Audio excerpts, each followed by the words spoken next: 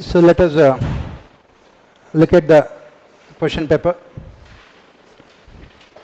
So before writing answers, let me tell you, let me give you some important tips about writing answers, whether it is paper 1 or Indian administration. So what you must remember is that in the last few years also, UPSC has tried to rationalize the marks in optional papers. Earlier, some options used to get very good marks, and some options less marks. So what they have done in the last 2-3 years is that the average mark in all optionals has been made the same. And not only that, they also have made sure that the top marks in all optionals also will be the same.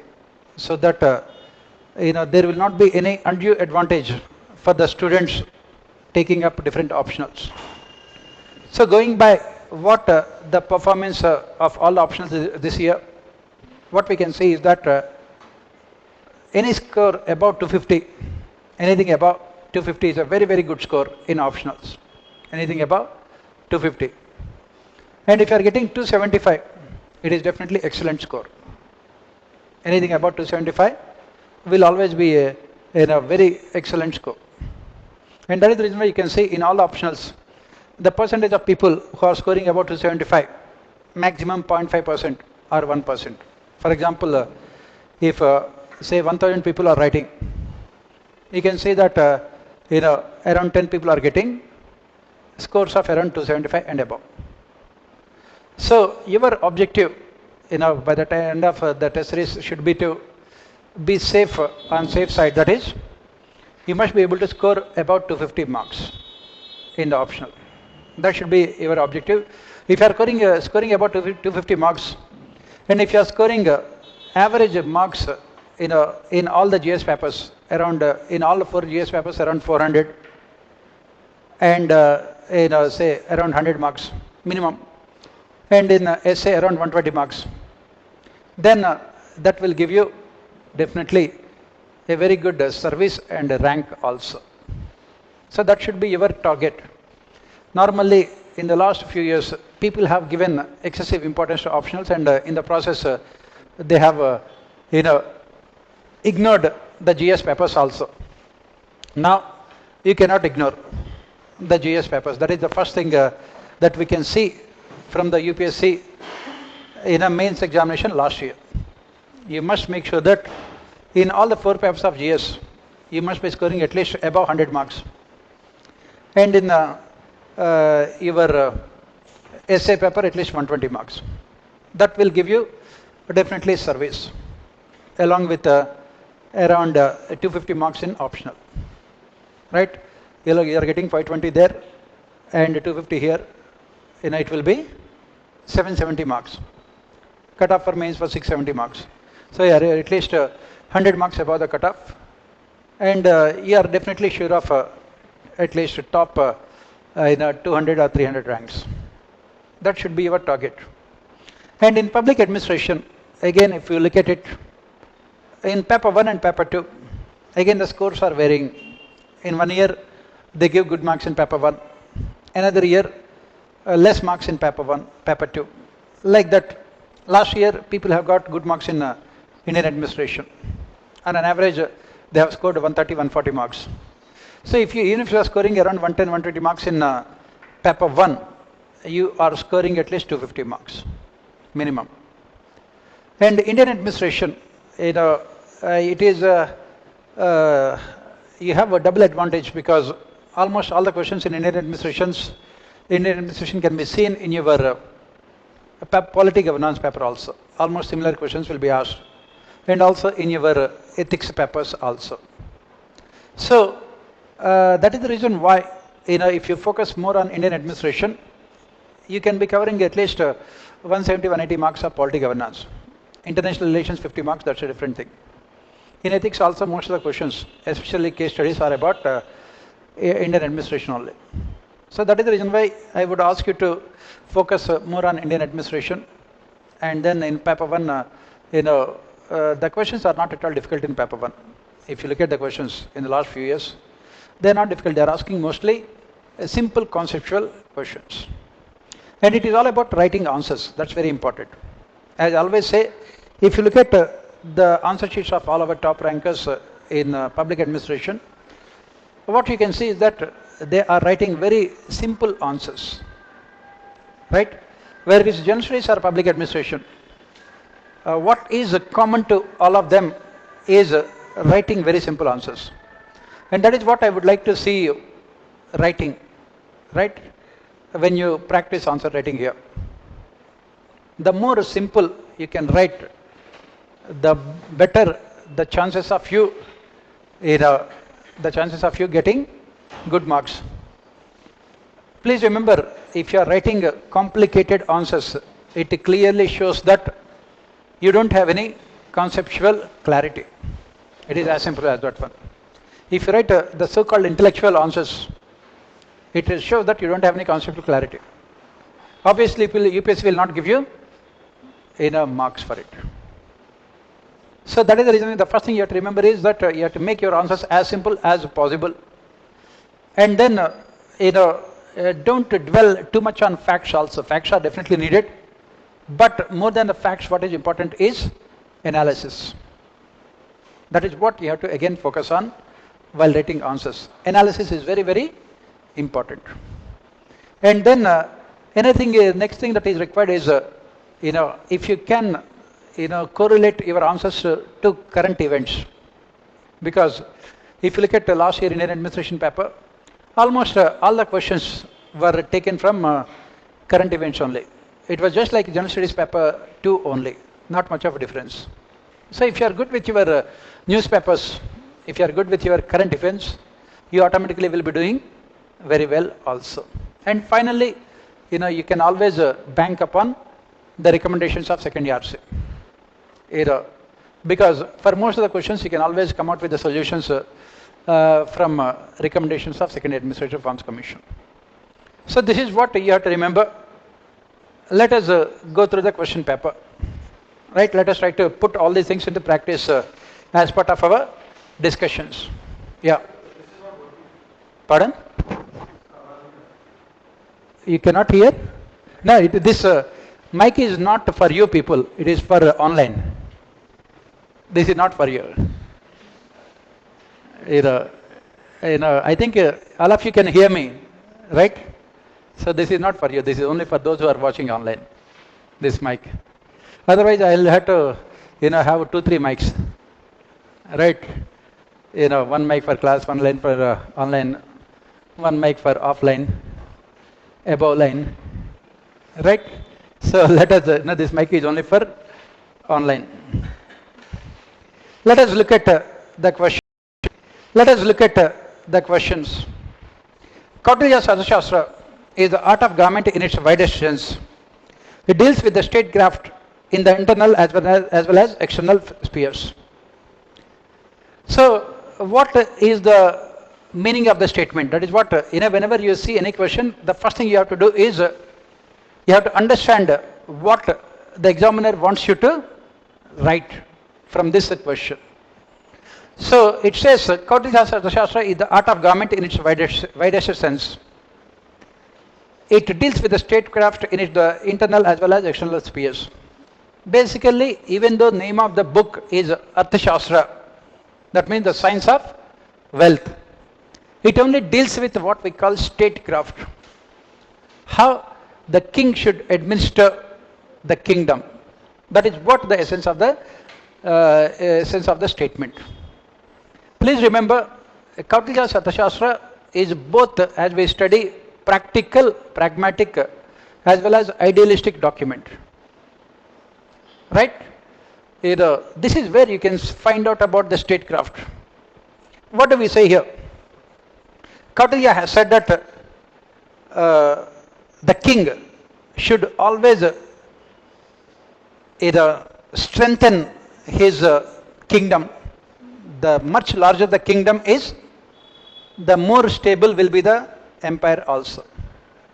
There is always positive correlation between the size of the empire and the stability of the kingdom. So Kautilya was very pragmatic, because if it is a small kingdom, what happens? it can be easily attacked by neighboring countries. For example, if you look at it, when Alexander had come, why he did not cross the Ganges and fight the Nanda army? Because Nandas were commanding huge amount of army. Alexander had only 25 soldiers with himself. Nandas were having 2 lakh soldiers, 50,000 elephants. Looking at such big army, Alexander had to go back and come to the modern times. What is the reason why America is not going to war with Russia over Ukraine? Why? For the simple reason, because it results in nuclear war. Russia has 7,500 nuclear warheads. America is only 5,500. So obviously, the much bigger the size of the kingdom, the more powerful will be the king.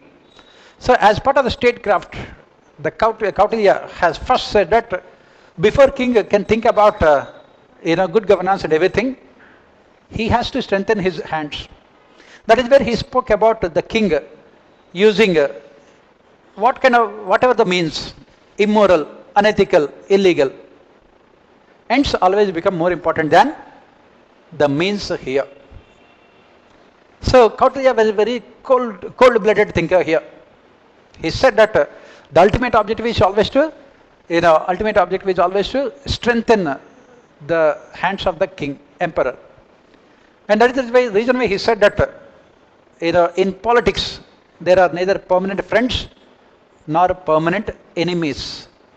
There are only permanent interests. That is what he said. Neither permanent friends nor permanent enemies. There are only permanent interests. The same thing you follow in what we call foreign relations. Very important point that Kautilya has spoken about. In foreign relations, even now also countries follow the same kind of principle. And that is what Abdul Kalam also would go on to say later. He said that first India should become a developed country, a powerful country, then we can teach lessons to other countries. Very pragmatic political philosophers, right? So when we talk about Kautilya's Arthashastra, the art of government in its widest sense, what do you mean by widest sense? It means that you are talking about all aspects of governance. You are talking about regulatory administration. You are talking about development administration. You are talking about welfare administration. You are talking about regulatory administration, development administration, welfare administration. You are talking about foreign relations. You are talking about financial administration. Kautilya has touched upon all these topics. There is nothing that he did not talk about. That is the reason why his Arthashastra becomes the most important document on governance, even for the present generation also. You have to give some examples here. We have given some examples about international and regulatory administration. And he was the first thinker to talk about the concept of good governance. He was the first thinker to emphasize on the concept of good governance. So what he had to say here, which is even relevant for today also, he said that progressive taxation, which is very important for present day administrative systems, progressive taxation. Then he spoke about the fact that the king should always make himself accessible to subjects. That famous dictum of Kautilya, in the happiness of his subjects lies his happiness, in their welfare, his welfare. And the king shall consider as everything as good that benefits his subjects, shall not consider anything as good that benefits himself. So, and then in financial administration, Kautilya has said that the king should always have surplus budgets. And he also said that the salaries and other expenses of the kingdom should not be more than 25% of overall expenses of the government. Remaining 75% should be spent on capital expenditure. So, similarly, when it comes to personal administration, the king, Kautilya, at that point of time, we must remember is that it was only spoils system. Even then also Kautilya has said that the king should appoint only skilled personnel to various positions, in spite of the fact that it was only spoils the system. And that is what the statement says here. It is the art of the government in its widest sense. It deals with the statecraft in the internal as well as external spheres. Internally, in terms of financial administration, in terms of regulatory administration, in terms of welfare administration, externally in terms of foreign relations, security and other things. And this is what you have to write, and to make your answers qualitatively superior to others, you have to relate to them to the present day Indian administration. That is what you have to write. Let us proceed. British administration in India has created institutions that are deliberately made unaccountable to citizens. Analyze. What is the statement here? The meaning of the statement. British have created most of the institutions, but the underlying principle behind all these institutions is that they would never be made accountable. Please remember, these similar institutions were there in United Kingdom also at that point of time. And what is the difference? In United Kingdom, they were always made accountable to the people because it was a democracy. They had legislature, they had executive, they had judiciary, they had civil services, and they had the police also. What is the basic difference here? In a complete absence of accountability mechanisms. Britishers, they knew one thing. They were in India only for economic exploitation. The only objective was economic exploitation. And that is the reason why they wanted to make sure that anyone who is working within the government would be made accountable to the imperial state and not to the citizens. And judiciary, even though they introduced the concept of rule of law, if you look at judiciary, it was neither independent nor impartial. Right? And it was never accountable because there was no rule of law. And then take the case of civil services, the most important institution. Civil services, deliberately made unaccountable. These civil servants were made accountable only to their superiors in hierarchy.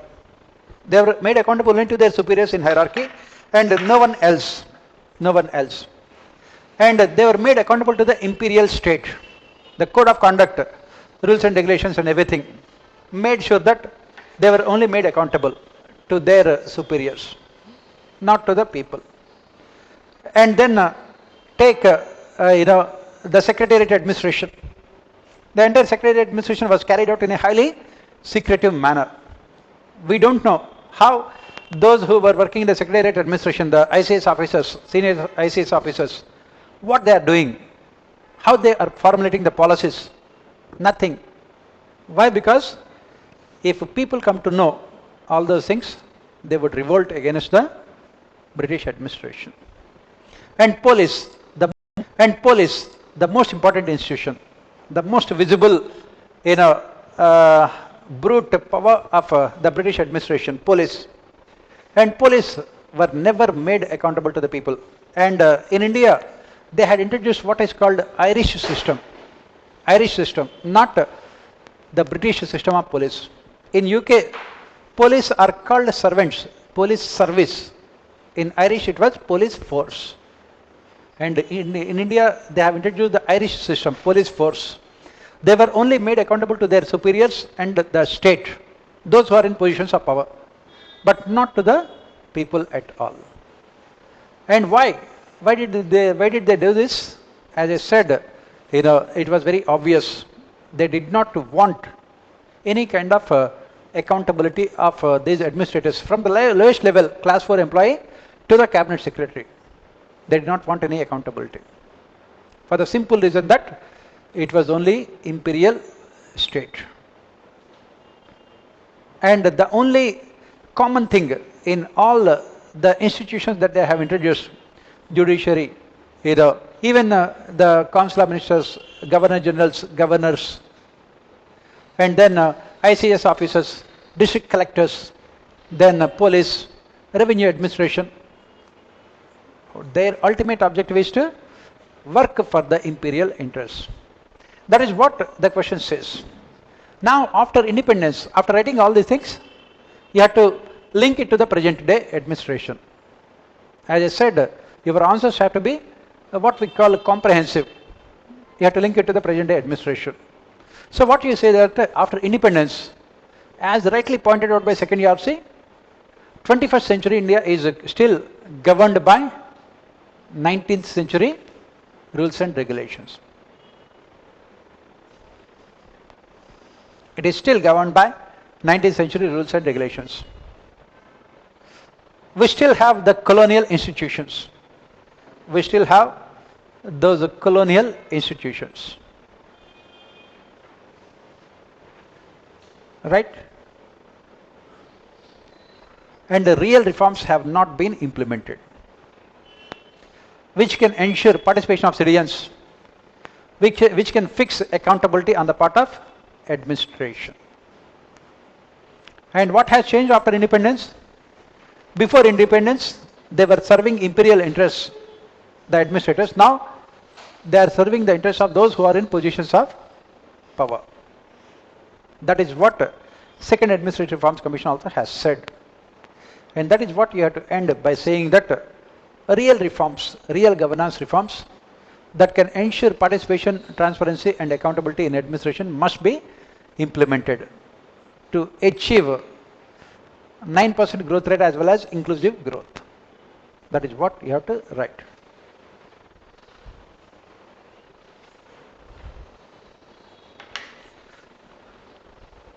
Yeah, next question. Political culture of India is a critical factor in influencing electoral outcomes in the country. Explain with relevant examples. So, as we study Almond and Weber, two important political science philosophers,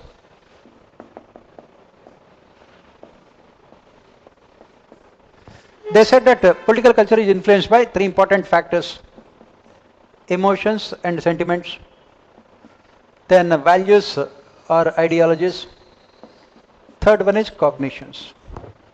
This is what they have said. Political culture of any country is influenced by these three important factors. Cognitions, C-O-G-N-I-T-I-O-N-S, cognitions. That is what they have said. Emotions and sentiments, values and ideologies and cognitions.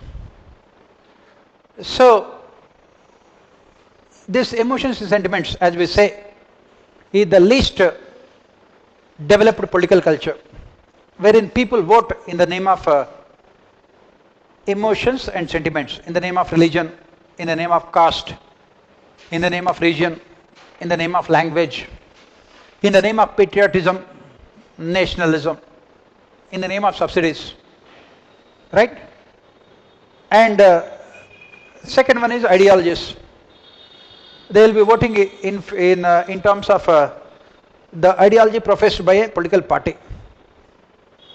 For example, communist, rightist ideology, leftist ideology, like this. Whereas the last one, cognitions, is the most developed political culture where people vote in terms of the performance of political party. What are the promises they have made at the time of elections, and how many of those promises were fulfilled on the basis of empirical evidence. Now the question says is that this political culture in India is a crucial factor in influencing electoral outcomes in the country. If you look at electoral outcomes in the country, it is mostly influenced by emotions and sentiments. For example, in the recent times, what are the factors that influence election outcomes? They said that explain with examples. In 2019 elections to Lok Sabha, it was two important factors. One is welfareism. When the government spoke about implementing so many developmental welfare schemes targeting different sections of society. Welfareism. And second and most important factor was nationalism or patriotism. This nationalism and patriotism has decisively swung the elections in favor of ruling political party, giving them clear-cut majority at the national level in parliament. Similarly, if you look at in the recent elections to Bengal, it was sub-nationalism or what we call Bengali nationalism. It was sub-nationalism, what we call it as Bengali nationalism, that influenced electoral outcomes. Along with again welfareism. Mamata Banerjee government implemented welfare policies. Again, in the recent elections to Uttar Pradesh, it was again welfare along with nationalism and religion, communalism. Those are the factors that are influencing electoral outcomes. Those are the factors. So, in India, it is mostly these emotional factors that are influencing electoral outcomes. People never look at, do they ever read the election manifestos? Never. When you vote in elections, do you read the election manifestos? No. Do you ask the political parties, how can you fulfill all the promises that you have made in the election manifestos? Never. In 2019 elections, BJP has said that they would spend 100 lakh crores of rupees on infrastructure. If you happen to read their manifesto.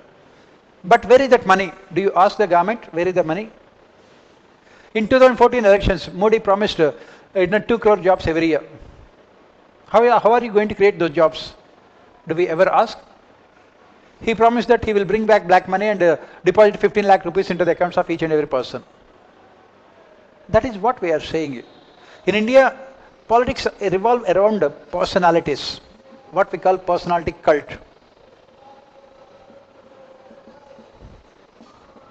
Personal honesty and popularity and credibility of the politician is translated into institutional integrity.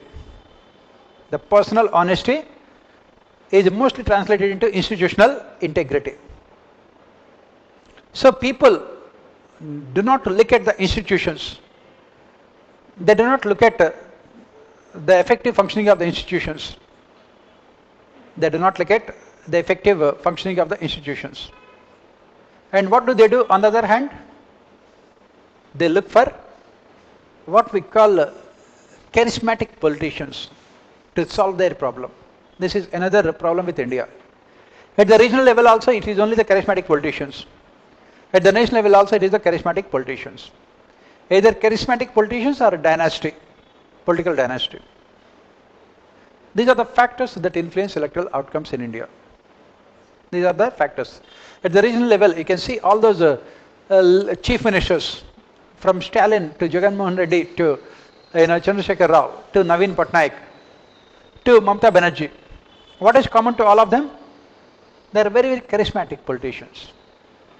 And the party is run in the name of these politicians only. And because of which, what is happening is that there will not be any inner party democracy. What is happening is that there will not be any inner party democracy. There are no internal elections. There will not be any inner party democracy. And people also are not concerned about these factors. Whether the political party is contesting elections or not. Whether a new crop of leaders are coming up or not. And mostly, it is dynastic politics only. And this is where the problem with electoral process in India.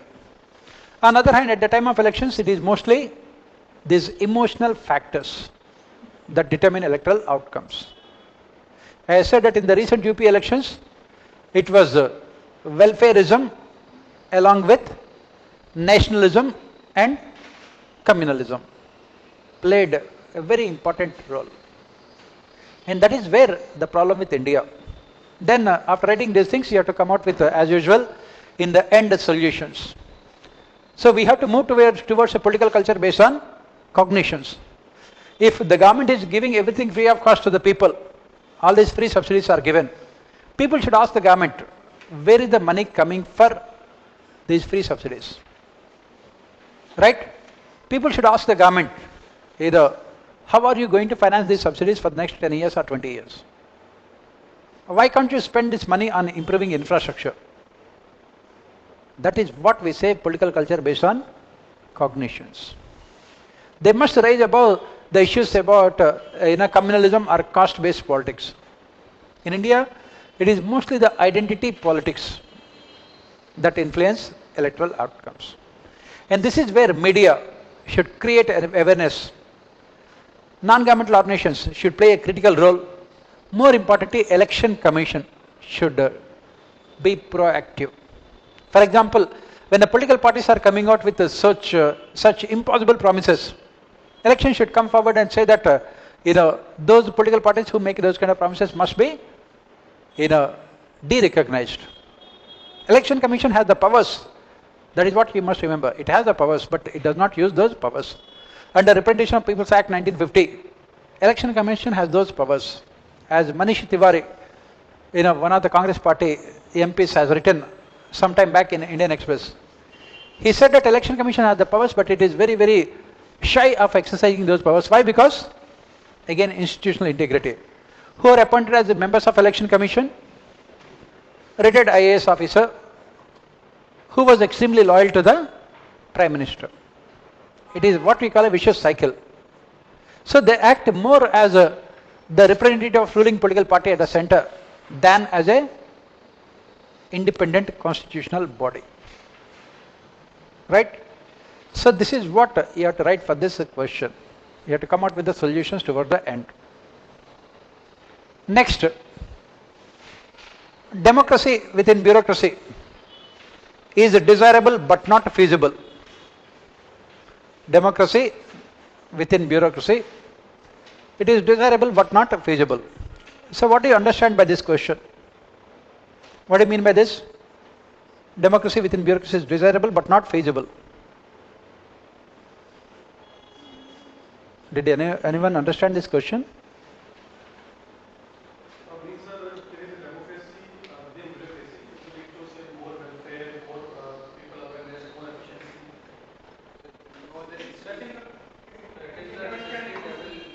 Pardon? Basically, their appointments, promotions, all those things, democratic persons merit. Yeah. Anything? Okay. Democracy as an institution upholds the values of democracy. Bureaucracy as an institution is upholding. Democracy, please remember, the word democracy here used as a verb, not as a noun. Right.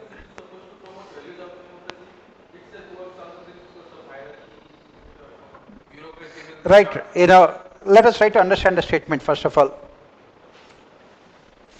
Before reading the statement and everything else, what is the nature of bureaucracy? What are the characteristics of bureaucracy? What are the characteristics of bureaucracy? It is rule-oriented, hierarchy-minded, and impersonal, with a focus on centralization of power. Right? Rule-minded, hierarchy-oriented, impersonal, and with focus on centralization of power. Every bureaucrat wants to centralize power unto his hands, all the power. It is what we call monocratic form of organization. Monocratic form of organization. So this power-hungry, hierarchy-minded, centralized, dictatorial bureaucracy has not succeeded in realizing the objectives of development administration. So what we have done as part of our development administration, we have opted for centralized top-down approach to development. We have opted for centralized and top-down approach to development, wherein people at the top level, those who are at the top, they decided the policies. They also had come out with rules and regulations regarding how to implement policies.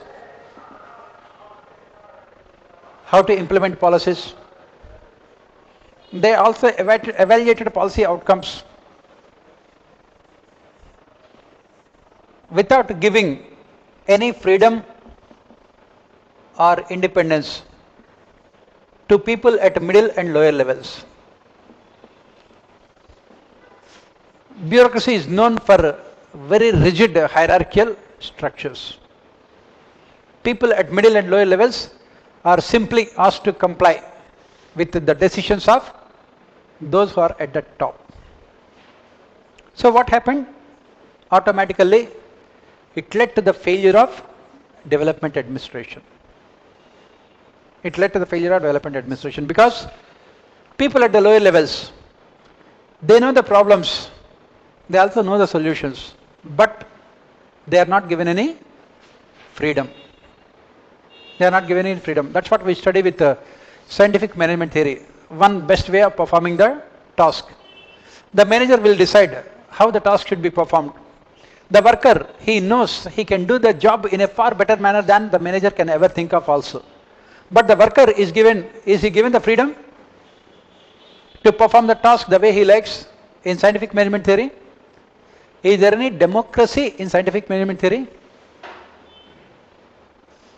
Is there any democracy in Weberian bureaucracy?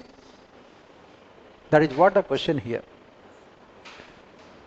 Democracy within bureaucracy. That means, democracy within bureaucracy means you are talking about decentralization of power. Decentralization of power. And participatory decision making process.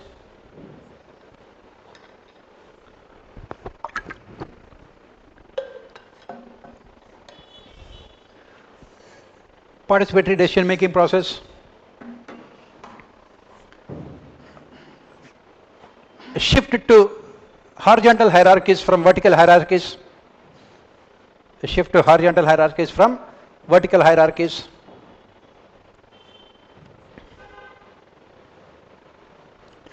Deconcentration of power. Deconcentration of power.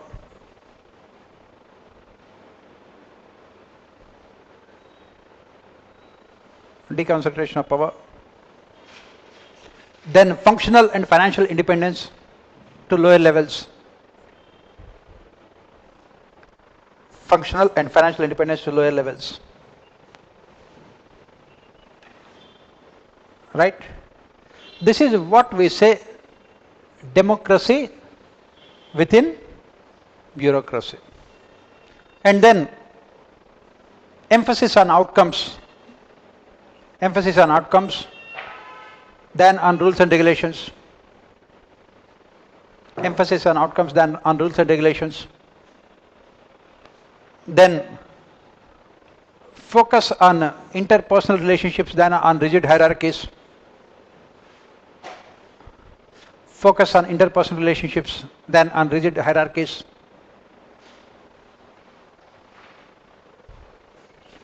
Then adopting ecological approach to administration. Open systems approach. Ecological approach to administration. For example, you take a case of a district collector. He never meets ordinary people.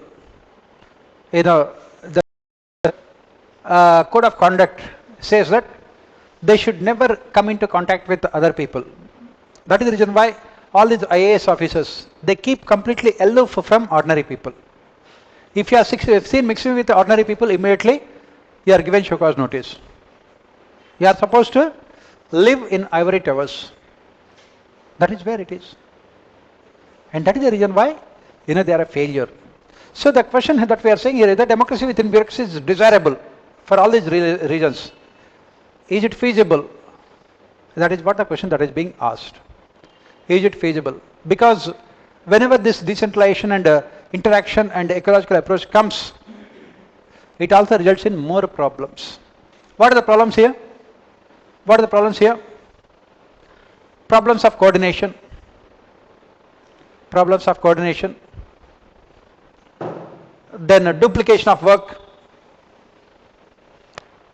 Wastage of resources. Wastage of resources. Conflicts. Continuous conflicts. And indiscipline, unprofessional attitudes,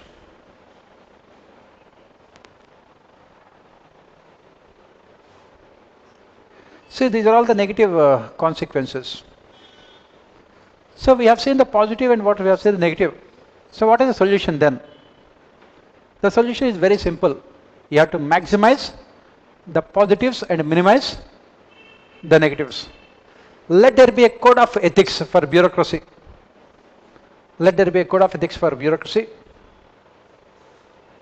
And significant changes to the code of conduct also. Significant changes to code of conduct also. So that autonomy can always go with accountability. Autonomy can always go with accountability. There must be focus on internal as well as external accountability mechanisms. Internal and external accountability mechanisms.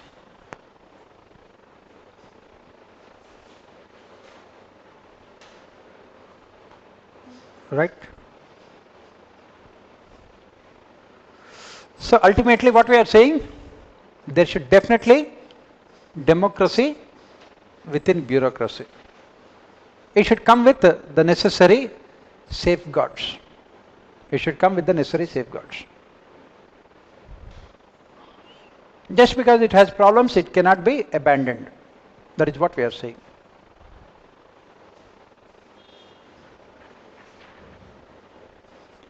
Next, values in Indian administration must be rooted in the preamble of Indian Constitution. Values must be rooted in preamble of Indian Constitution. That is what the question says. Again, these kind of questions are repeated every year. Last year also the same question was asked. Before last year also the same questions were repeated. The good thing about Indian administration is that every year UPSC repeats the same questions by changing the syntax, grammar. Beyond that, nothing else. Last year also the question was about how to uphold the constitutional values, which are mentioned in the preamble. What bureaucracy can do.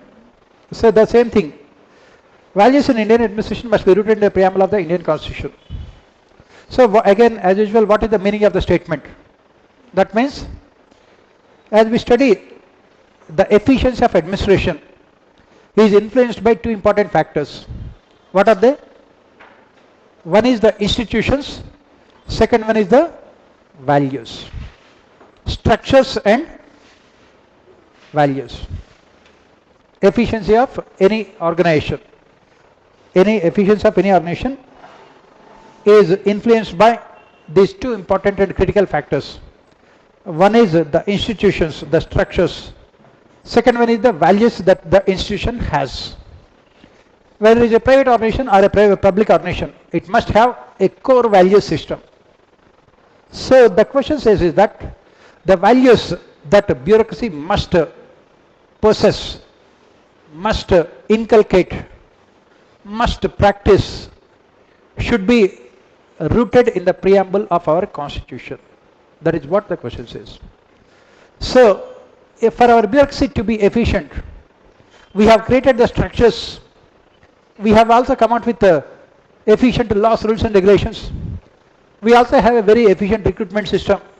But what is the reason why this bureaucracy is not able to live up to the expectations of the people?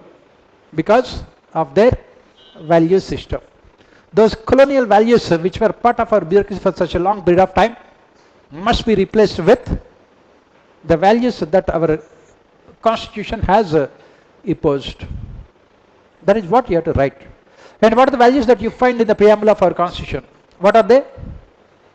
All those adjectives in front of the word republic that you find in the preamble. We the people of India. So what are those adjectives that you find in front of the word republic? Democratic, socialistic, secular, sovereign, republic. These four are the important values that our bureaucracy must, inculcate. Socialism, secularism, sovereignty of citizens, and democracy. Right? That is what they are expected to do. Then keep on explaining why each and every one is important in the functioning of your bureaucracy. Socialism, why it is important? Please remember, the same question was asked in your polity governance paper also in one of the previous years. Why socialism is important for our bureaucracy, for our Indian administration? Why? Because India has inherited a society which is full of inequalities.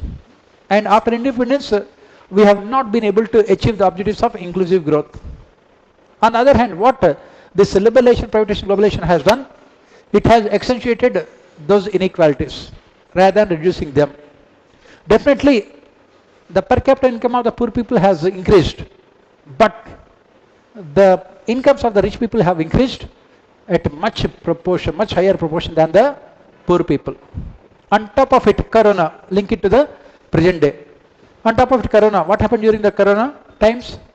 84% of the people have seen their per capita income going down, according to the government only. On the other hand, top 150 billionaires in India, these are all the statistics you have to give while writing answers. That's the reason why I always say that newspaper reading is very, very important. You should know where to put these facts in your answer. Why socialism is important now? Because 84% of the people have seen their incomes going down. On top of it, top 150 billionaires in India during those 2 years of Corona have seen their incomes going up by 30 lakh crores. Not 1 or 2, 30 lakh crores. And the countries is not only witnessing jobless growth, it is also witnessing job loss growth. Corona has seen job loss growth. If you read today's Indian Express, Chidambaram has written a very good article about it. He had given all the facts. And those are the things which you have to write. Why socialism is important for our administrators. Similarly, secularism. In the last few years, what we are witnessing is aggressive nationalism along with communalism. Aggressive nationalism along with communalism. So, what is happening here is that those who are in the services, bureaucrats, police and civil servants and everyone, they are forced to follow the political agenda of the political parties, which is mostly communal in nature. That is when secularism becomes important. As you study in your ethics paper also, two important values, impartiality and non-partisanship. If you are the superintendent of police of, if you are the superintendent of police of this Prayagraj, where the house of a person was demolished, you would have said, no, I will not do it because it is illegal. But the person who was accused, was he pronounced guilty by the judiciary? He was only accused. Was the house registered in the name of the person? No. Right? Then why should the house be demolished? Right? If people from other communities do the same thing, will you implement the same kind of punishment? That is where we talk about secularism, rule of law, impartiality and non-partisanship. Next, this one, sovereignty. Normally in India, we have this mistaken notion of sovereignty. We believe that sovereignty of the state. No. Our constitution says that we the people of India. It does not say we the central government of India or we the state government of India. It says we the people of India. So the civil servants, the administrators must protect the sovereignty, freedom of citizens and not that of those who are in positions of power. As we have mentioned, after independence, the civil servants, earlier they were serving the imperial state. Now, the dictatorial state. Where is the question of sovereignty of the citizens here? They must uphold rule of law. Take the case of United Kingdom. Recently the Prime Minister, was, investigated by Parliamentary Commissioner, who is equal to Lokpal in India. And the Prime Minister was found guilty also. Is it possible for the Lokpal, which is yet to come into existence, which is yet to functional, to make Prime Minister accountable, guilty in India? That is what we say sovereignty. Sovereignty of the people, sovereignty of constitutional law, sovereignty of the rule of law. This is what they must uphold, the values. And then democracy, the most important. When our constitutional forefathers sat to frame the constitution for the country, one thing they did not want any kind of compromise with is democracy. And what happens in India? Whenever a political party with absolute majority comes to power, automatically these democratic institutions are made ineffective by the leaders at the state level as well as at the central level, and who act as willing partners in this destruction of democratic institutions? Bureaucracy. That is the reason why again democracy becomes very important. And these are all the values that our administrators must possess, which are rooted in the preamble of our constitution. Right? That is what you have to write for this question. Yes? Any doubt? Yeah. Sir, which country's PM were you saying that? United Kingdom. Boris Johnson. By the agency? By a parliamentary commissioner. So, sir, the answers should be always be portraying like all these principles versus what government is doing. Exactly. Can't it be like neutral sort of thing, like we have justice, liberty, equality as well, so we can try to be neutral there. See, if this question is asked, what is the intention of the examiner? If justice, liberty, fraternity and all these things are already there in the values of our Indian administration, they would not have asked this question. Right? Did I mention any political party here? That is the thing. I did not. Right? The person who is evaluating the answer has more knowledge. He can easily understand about whom you are talking. We are only stating the fact and we are coming out with the solution. Simple. All of you are going to be bureaucrats tomorrow. And as Sardar Vallabhbhai Patel has said, I want my secretary to say no to what I say and not to say yes. If you don't have that courage of conviction to say no in the examination, tomorrow after getting into services, do you have that courage of conviction? And that is what UPSC is looking at you. Whether you have the tenacity, courage to speak truth or not. Accept the truth and come out with the solutions. That is what. That is the reason why last year you take all 19 questions that they have asked in Indian administration. All of them are critical of the government. Can you name at least one question which was praising the government? Right? Had BJP been preparing, they would have said they had completely rewritten like the way they are changing the syllabus in the textbooks. They have changed the syllabus of UPSC also. Thank God, because UPSC is a autonomous body. Right? Next. Presidential form of government is more often than not is the outcome of a single party rule in India. So what do our constitutional forefathers have envisaged as part of Article 74 and 75? A council of ministers headed by Prime Minister, who is expected to aid and advise the President. That is what they have envisaged. They have envisaged a parliamentary democracy and a collective responsibility of Council of Ministers. Last year also they had given this question, I have changed the question. Last year also the same question was asked in your Indian administration. I said every year they will ask the same question. Last year the question was about Prime Minister's office becoming a dictatorial which can impact the Council of Ministers form of government. The same question I have given here. Every year UPSC will give the same questions as I said. Right? So our constitutional forefathers have envisaged a Council of Ministers Council of Ministers form of government headed by Prime Minister which takes decisions jointly and which is collectively responsible to Lok Sabha. That is what they have envisaged. Why? Why did they speak about this what we call collective responsibility of Council of Ministers?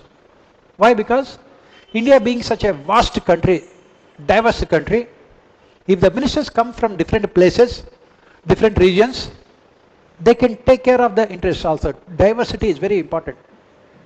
Because as we study with RICS in a prismatic society, the basic problem is heterogeneity.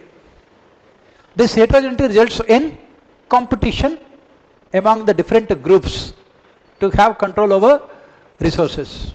And that is when you need collective decision making process wherein the interests of all the groups are taken care of. Right?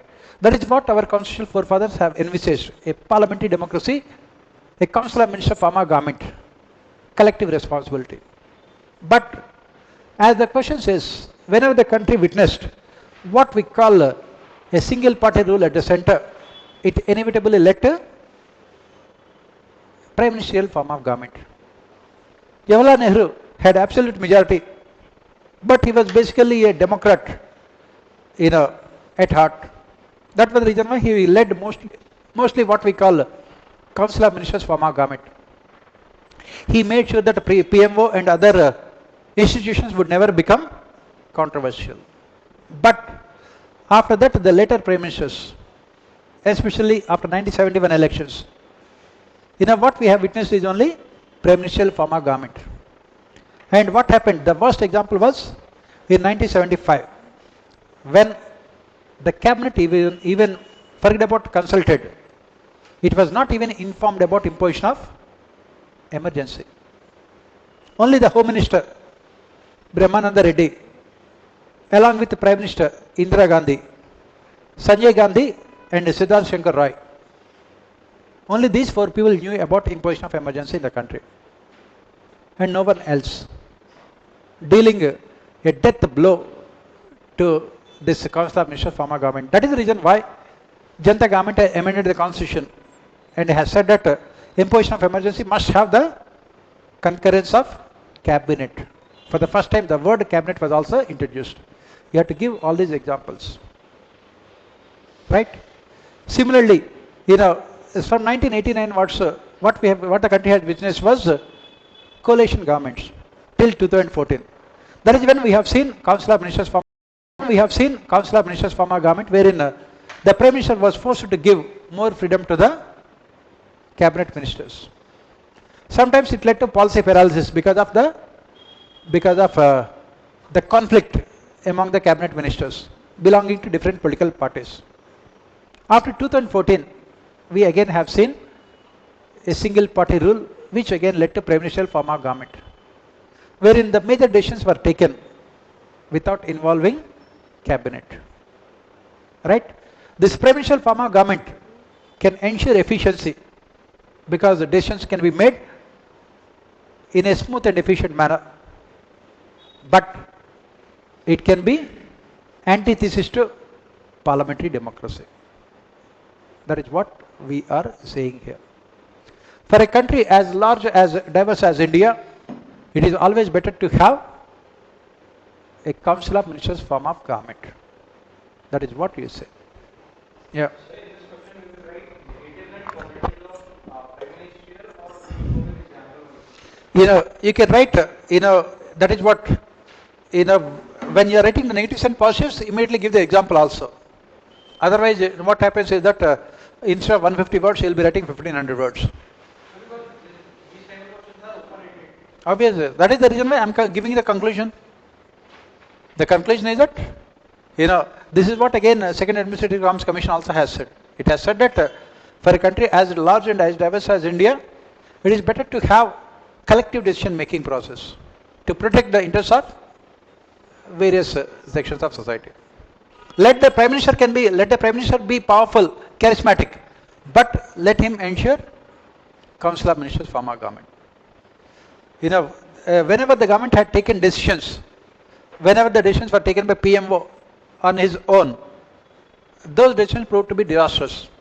Whether it is demonetization or all of a sudden implementation of GST without creating the infrastructure, or for that matter complete lockdown. These kind of radical decisions would not have been possible in Council of Ministers form of government. Could they have been possible? Not at all. Because some people would have objected to it. Other people would have come to know about it. That is what I am saying. It can lead to efficiency. What are the examples you can give? Take the case of this Atmanirbhar Bharat packages the government has announced. All these packages were announced by PMO only.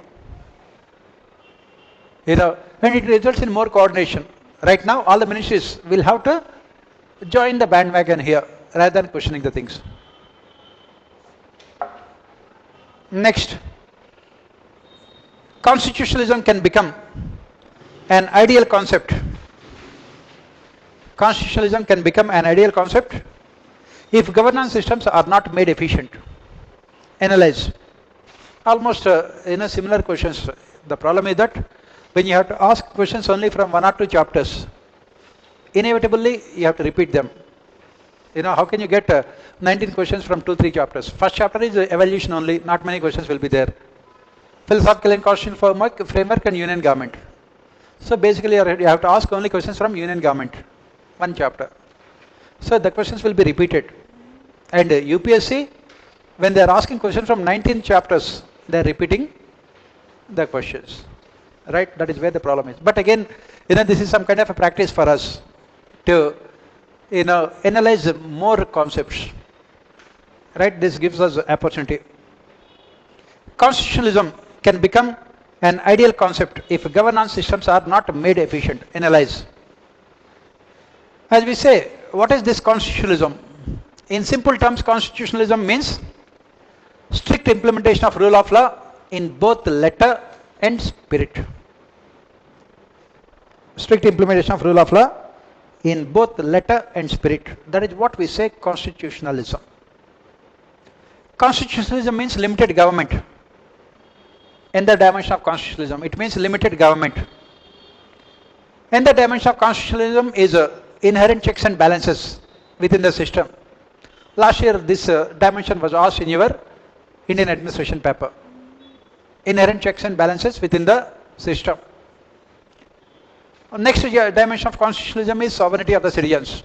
The 3 organs of the state must only protect and promote the sovereignty of the citizens, the fundamental rights and sovereignty of the citizens. So the question that being asked here is that this constitutionalism can become an ideal concept if governance systems are not made efficient. So what are the governance systems that we are talking about here? We are talking about legislature, we are talking about executive, we are talking about judiciary, we are talking about civil services, we are talking about police. All 5 of them. Right? If you don't make them efficient, this will only remain an ideal concept. Right? If we don't implement reforms in all 5 of them. Take the case of legislature.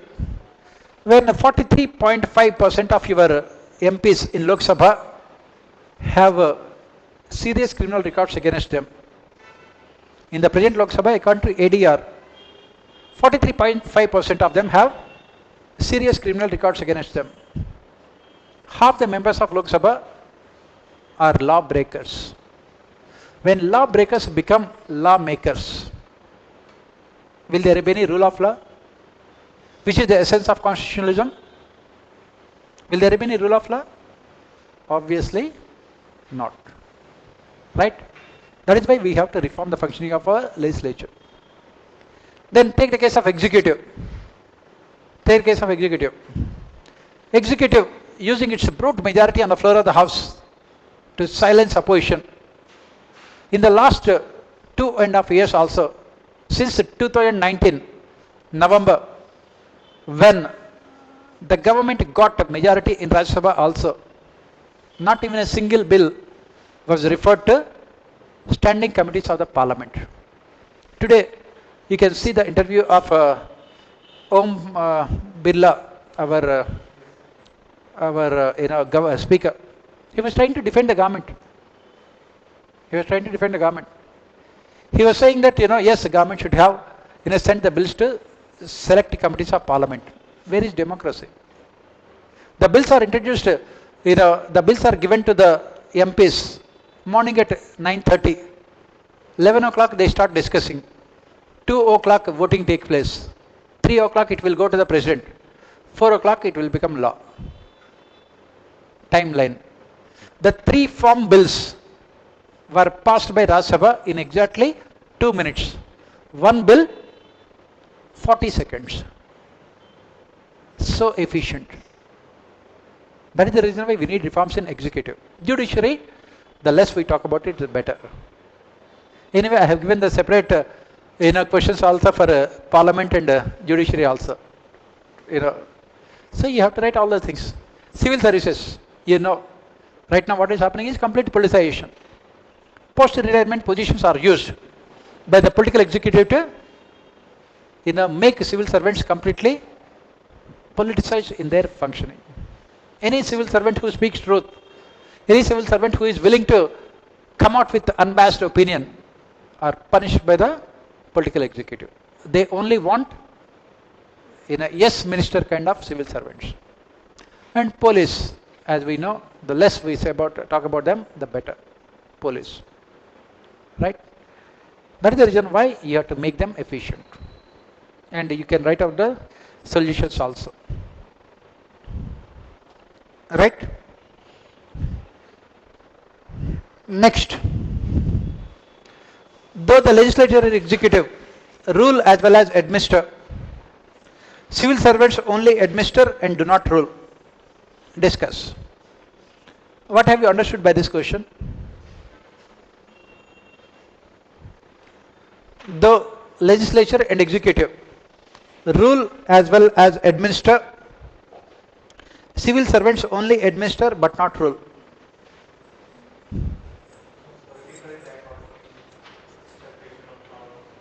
What is the difference between rule and administer? If you can differentiate between rule and administer, your answer is over.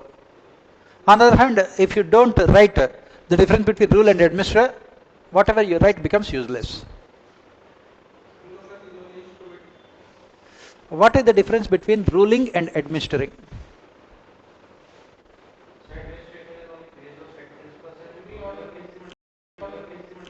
Ruling means you have the power to formulate policies. You have the power to formulate laws, rules and regulations to control, to regulate, to restrict the freedoms and rights of the citizens. That is what is called ruling. Ruling means you are the ruler and the people are the subjects. That is the kind of relationship. Through your laws, through your rules, through your regulations, you can take away legally the freedoms of the citizens. The first amendment to the Constitution itself is the best example, wherein through this first amendment, the government has restricted the freedoms of the people under Article 21 of our Constitution, under Article 19 and 21. Right to freedom of expression and speech was restricted by the First Amendment. Our constitutional forefathers were idealistic and they had given all these freedoms, absolute freedoms to the people. But the mindset of the rulers is different. They still have a lot of suspicion about the people. They believe that if people are given these absolute rights, there is every possibility that they can misuse those rights. That is the reason why they started imposing restrictions. That is what is called ruling. From 1947, we got the freedom. 1950, when we passed our, when we ratified our constitution. From then onwards, both legislature and executive, in the name of welfare of people, only restricted the freedoms and rights of the citizens. For example, in the name of safety and security of the citizens, they had come out with the UAPA legislation, Unlawful Activities Prevention Act, which it has taken away. This is what we are saying. Legislature and executive, they rule as well as administer. What is administer means? Administration. What is the meaning of the word administration? Ad plus minister, to serve. That means they also serve the citizens by coming out with welfareist policies. Right? They also serve the citizens by coming out with welfare policies, to change the lives of the people for better. Right? Civil servants only administer, do not rule. What do you mean by that? What is the power of civil servants? Their power is only restricted to implementation of policies formulated by political executive. Their power is restricted to implementation of laws, rules and regulations formulated by, again, political executive. So civil servants cannot take any independent decisions like legislature or executive. All their decisions must be within the domain defined by the political executive in terms of the structures and the rules and regulations defined by the political executive. That is the reason why civil servants only administer, they only serve, they cannot rule. Can a civil servant tomorrow say that I will come out with a new law? Can the district collector say that tomorrow onwards in my district I am coming out with a new law called, UAPA for my district? That is what? They cannot rule. They can only administer. Only serving. That means when the politicians formulate the policies, they have to implement the policies according to rules and regulations with the objective of working for the welfare of the people. Similarly, when they come out with UAPA, as a police officer, can you question the policy of UAPA? You cannot. What you have to do? You have to implement the policy. Administrators are basically part of implementation. That is what we say. They do not rule. That is the reason why they are called civil servants. Servants of the people. Right? They cannot question the good or bad of policies because they are only instruments. And they cannot formulate the policies because they are not elected by the people. They cannot rule. They can only administer. That is what the question says. Right? Yeah. Sir, because it says discuss, so can we also understood they are just basically administrative, not ruling, but they also have sometimes discretion to which they can use of discretion. Yeah, that is what. The discretion is also defined by law. They do not formulate the laws. That's what we are saying. If you are formulating law, it is called ruling. They cannot formulate the law. They can only give suggestions to the political executive regarding laws. Their discretion in implementing the law is also defined by law. That is what we study in administrative law. Administrative law not only defines the functions, responsibilities and powers, that also imposes restrictions on exercise of those powers also. Next, Cabinet Secretariat and PMO in India have a common but dissimilar staff and functions. What do you mean by this statement? They have common but dissimilar staff and functions. There are similarities between Cabinet Secretariat and PMO. At the same time, there are significant differences also. What are the similarities between Cabinet Secretariat and PMO? What are the similarities? First, both of them are staff organizations. Both of them are staff organizations. Right? Second, their power is only advisory in nature. As being the staff organization, their power is only advisory in nature.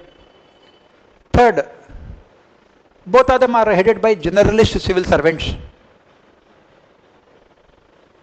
Both of them are headed by generalist IAS officers, civil servants. And next, both of them are located in the national capital only. Being the staff organization, they are located in the national organization. And both their function is the same, to aid and advise political executive. To aid and advise political executive. At the same time, there are differences also, significant differences also. What are the differences? Take the case of PMO. PMO performs both line and staff functions. CSO, Cabinet Secretary, does not perform these functions. PMO performs both line and staff functions. What are the line functions? Staff functions, you know. What are the functions? Staff functions. What are line functions performed by PMO? PMO looks after all those ministries which are not allocated to any minister by Prime Minister in Council of Ministers. As we study in our parliamentary democracy, Prime Minister is the residual legatee. That means all those ministries and departments which are not allocated to any Council of Ministers automatically will be looked after by Prime Minister. And who will look after all those ministries and departments? PMO. That is what we call a line function.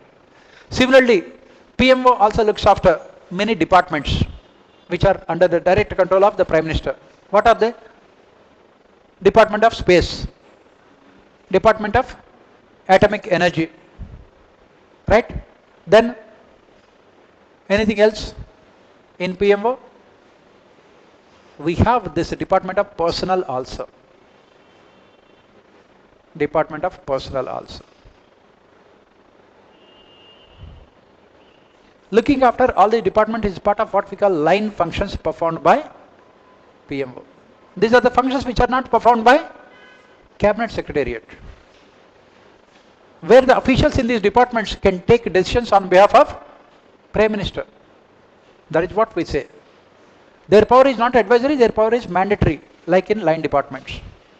For example, when Manmohan Singh was the coal minister, there was no coal minister, cabinet minister, automatically Manmohan Singh had become the cabinet minister. Automatically Manmohan Singh had become the cabinet minister. And who took the decisions on behalf of Manmohan Singh? The coal secretary, and the officials working in the PMO. That is what we call line functions. Similarly, Department of Space, it is again taken care of by the officials working in the PMO. Atomic Energy, again going back to Manmohan Singh times, in this Antrix Corporation, which is part of Department of Space, has signed agreement with Davos company, which led to massive levels of corruption. They took the decisions. Cabinet Secretary cannot take the decisions. They can only act as a typical staff organization, whereas in PMO, they have both line and staff functions. Next thing is that in PMO, you can have lateral entry also. Lateral entry also in PMO. For example, Prime Minister's Economic Council is headed by economists. And then NSA, National Security Advisor, also works in PMO. Ajit Doval, he sits in PMO. He will not be sitting in Cabinet Secretariat. So, PMO can have lateral entry in terms of staff. And PMO, as I said, has the strength of PMO has grown a lot over a period of time. At this point of time, PMO has more than 450 personnel working, and most of them are of the rank of secretary in the government of India. Right? It has grown humongously in the recent times. Whereas cabinet secretariat, if you look at cabinet secretariat, it is only strictly a staff formation. It is strictly a staff formation which performs only coordination functions, which never gets into implementation aspects, which only performs the coordination functions, which only has advisory role. That is what you have to write for this question. In cabinet secretary, he attends the meetings of the cabinet and he only notes down the proceedings of the cabinet, the minutes of the cabinet. Can he speak? Can he give? Can he take decisions? No. On the other hand, the officials in the PMO can take decisions, line functions. The difference between staff and line is that staff has only advisory power, line has mandatory power also. Yeah.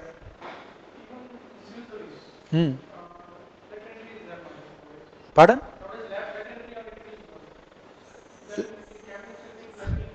In cabinet secretary, all those officials who are working there, mostly from civil services. Whereas in PMO, in recent times, what we have seen is, specialists from various fields coming and working in PMO. For example, scientific advisor to the Prime Minister, Paul, VK Paul, I think, who had become very popular during the Corona times. He was seen more on television screen than fighting Corona. Right, giving interviews. Right, saying that why Corona is not there in India. What is in India is not Corona. And he was saying that no people died in India, no person died in India. That is the reason he was the scientific advisor. Right? Do you find the cabinet secretary having these kind of people working there? Cabinet secretary is a closely knit organization which consists of mostly career professional bureaucracy headed by generally civil servant. That's what we are saying. Sir, how many personnel in Cabinet secretary, it has cabinet secretary has cabinet, cabinet secretariat has cabinet secretary, along with this group 1, group B, all these officers working there. Not many officers of the rank of IAS and secretary will be working in cabinet secretary. Whereas in PMO, there are, many officers of the rank of secretary working in PMO. Because PMO has overgrown in the recent times, especially in the last 80 years. Why? Because, it is prime ministerial form of government. And most of the retired officers in the various ministries departments are being immediately taken by the government, given the post-retirement positions and working in PMO. Very recently also, at least 4 or 5 officers have been asked to work in PMO to head a specific irrigation or infrastructure projects of the government. Yes? Huh? Names? Yeah, that's what I am saying. In recent times, you are retiring in coal ministry as a joint secretary. Immediately, today you are retiring, tomorrow you will get a new assignment. Come and work in the PMO. Because the Prime Minister, he is looking for these kind of loyal bureaucrats who will just close their eyes and do what the Prime Minister says. And that is what the question last year was also asked. Post-retirement positions have made our bureaucracy more politicized. They are looking for these post-retirement positions. Just close your eyes and do whatever the Prime Minister tells you to do. You don't have to worry about post-retirement, because immediately you will get a posting in PMO. That is. Next, electoral reforms in India are a non-starter due to vested interest in the political system. I think nowadays UPSC is also asking in our Indian administration purely politic questions. At least till 2-3 years back, they used to make a distinction between polity and administration. Now in Indian administration, all purely political questions are also asked. Electoral reforms are also asked. Last year also I think the question was there about the independence of election commission members. Right? Last year it was their question. So That is the reason why there is no difference between polity and public administration nowadays. That's why I gave this question. Electoral reforms in India are a non-starter due to vested interests in the political system. So what do you mean by that? What are the electoral reforms that we are talking about here? Why they are non-starter, and what are the vested interests that are preventing? First one is the criminalization of politics and politicization of crime. Right? Second one is use of religion, caste, and other emotional factors to win elections. Third one is role of money power in elections. Role of money power in elections.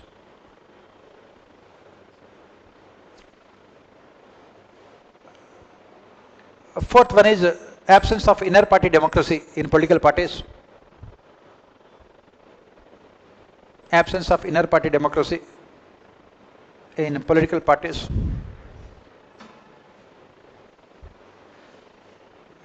Next one is the weaknesses with first past the post electoral system. Weaknesses associated with first past the post FPTP electoral system. Next one is deliberate attempts by political parties. Deliberate attempts by political parties to divide the society in terms of region, religion, caste, gender, and so on and so forth. In terms of region, religion, caste, gender, language,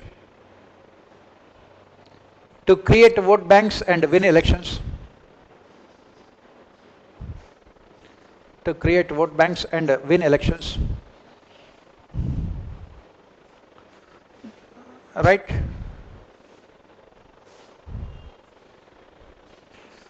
Then black money in elections. Black money. Earlier we spoke about role of money power. Now we are talking about black money. Absence of transparency in electoral funding. Absence of transparency in electoral funding. And absence of transparency in election spending also. Political parties are expected to spend, candidates are expected to spend only 70 lakh rupees to contest elections for Lok Sabha. How much they are spending? 30 crores. There is no match. So these are all some of the issues in our elections. And of course, our electoral process is not representative at all. For example, women who constitute almost 48.5% of our population. How many of them are there in houses of legislature? It is not representative. So we need reservations for women. The question is that none of these electoral reforms are implemented. Why? Because of the vested interests of political parties. What is the vested interest of political parties here? If the same system continues,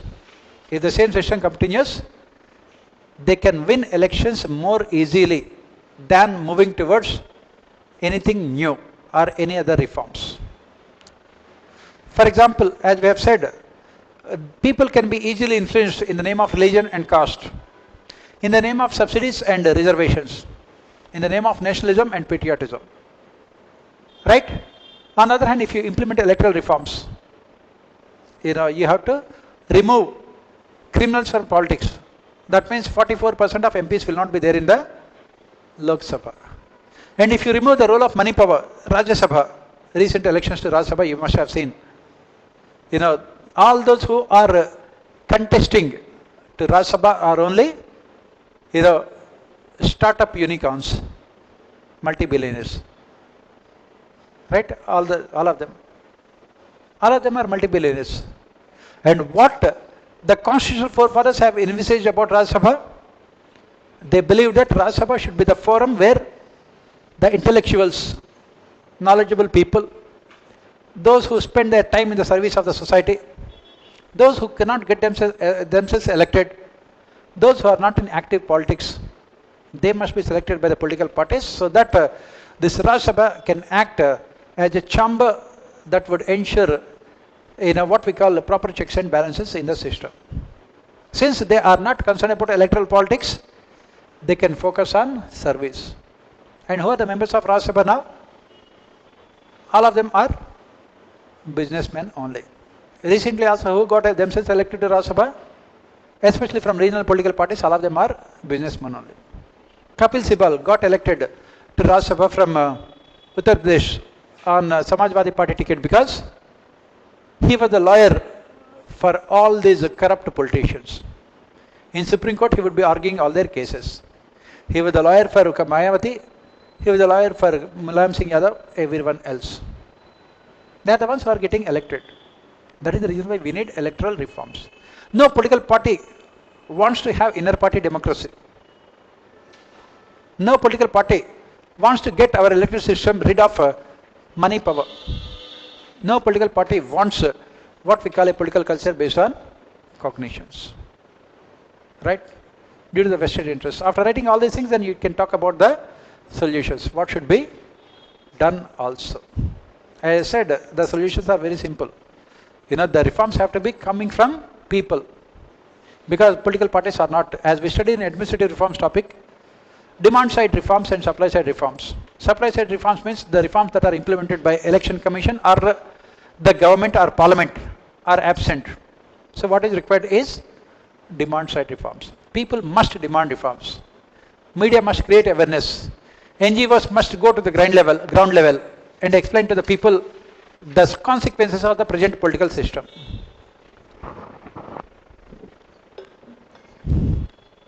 Right? That is what you have to write for this question.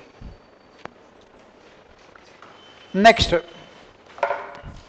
coming to the second part, critically analyze the weaknesses of parliamentary democracy in India with suitable examples and suggest measures.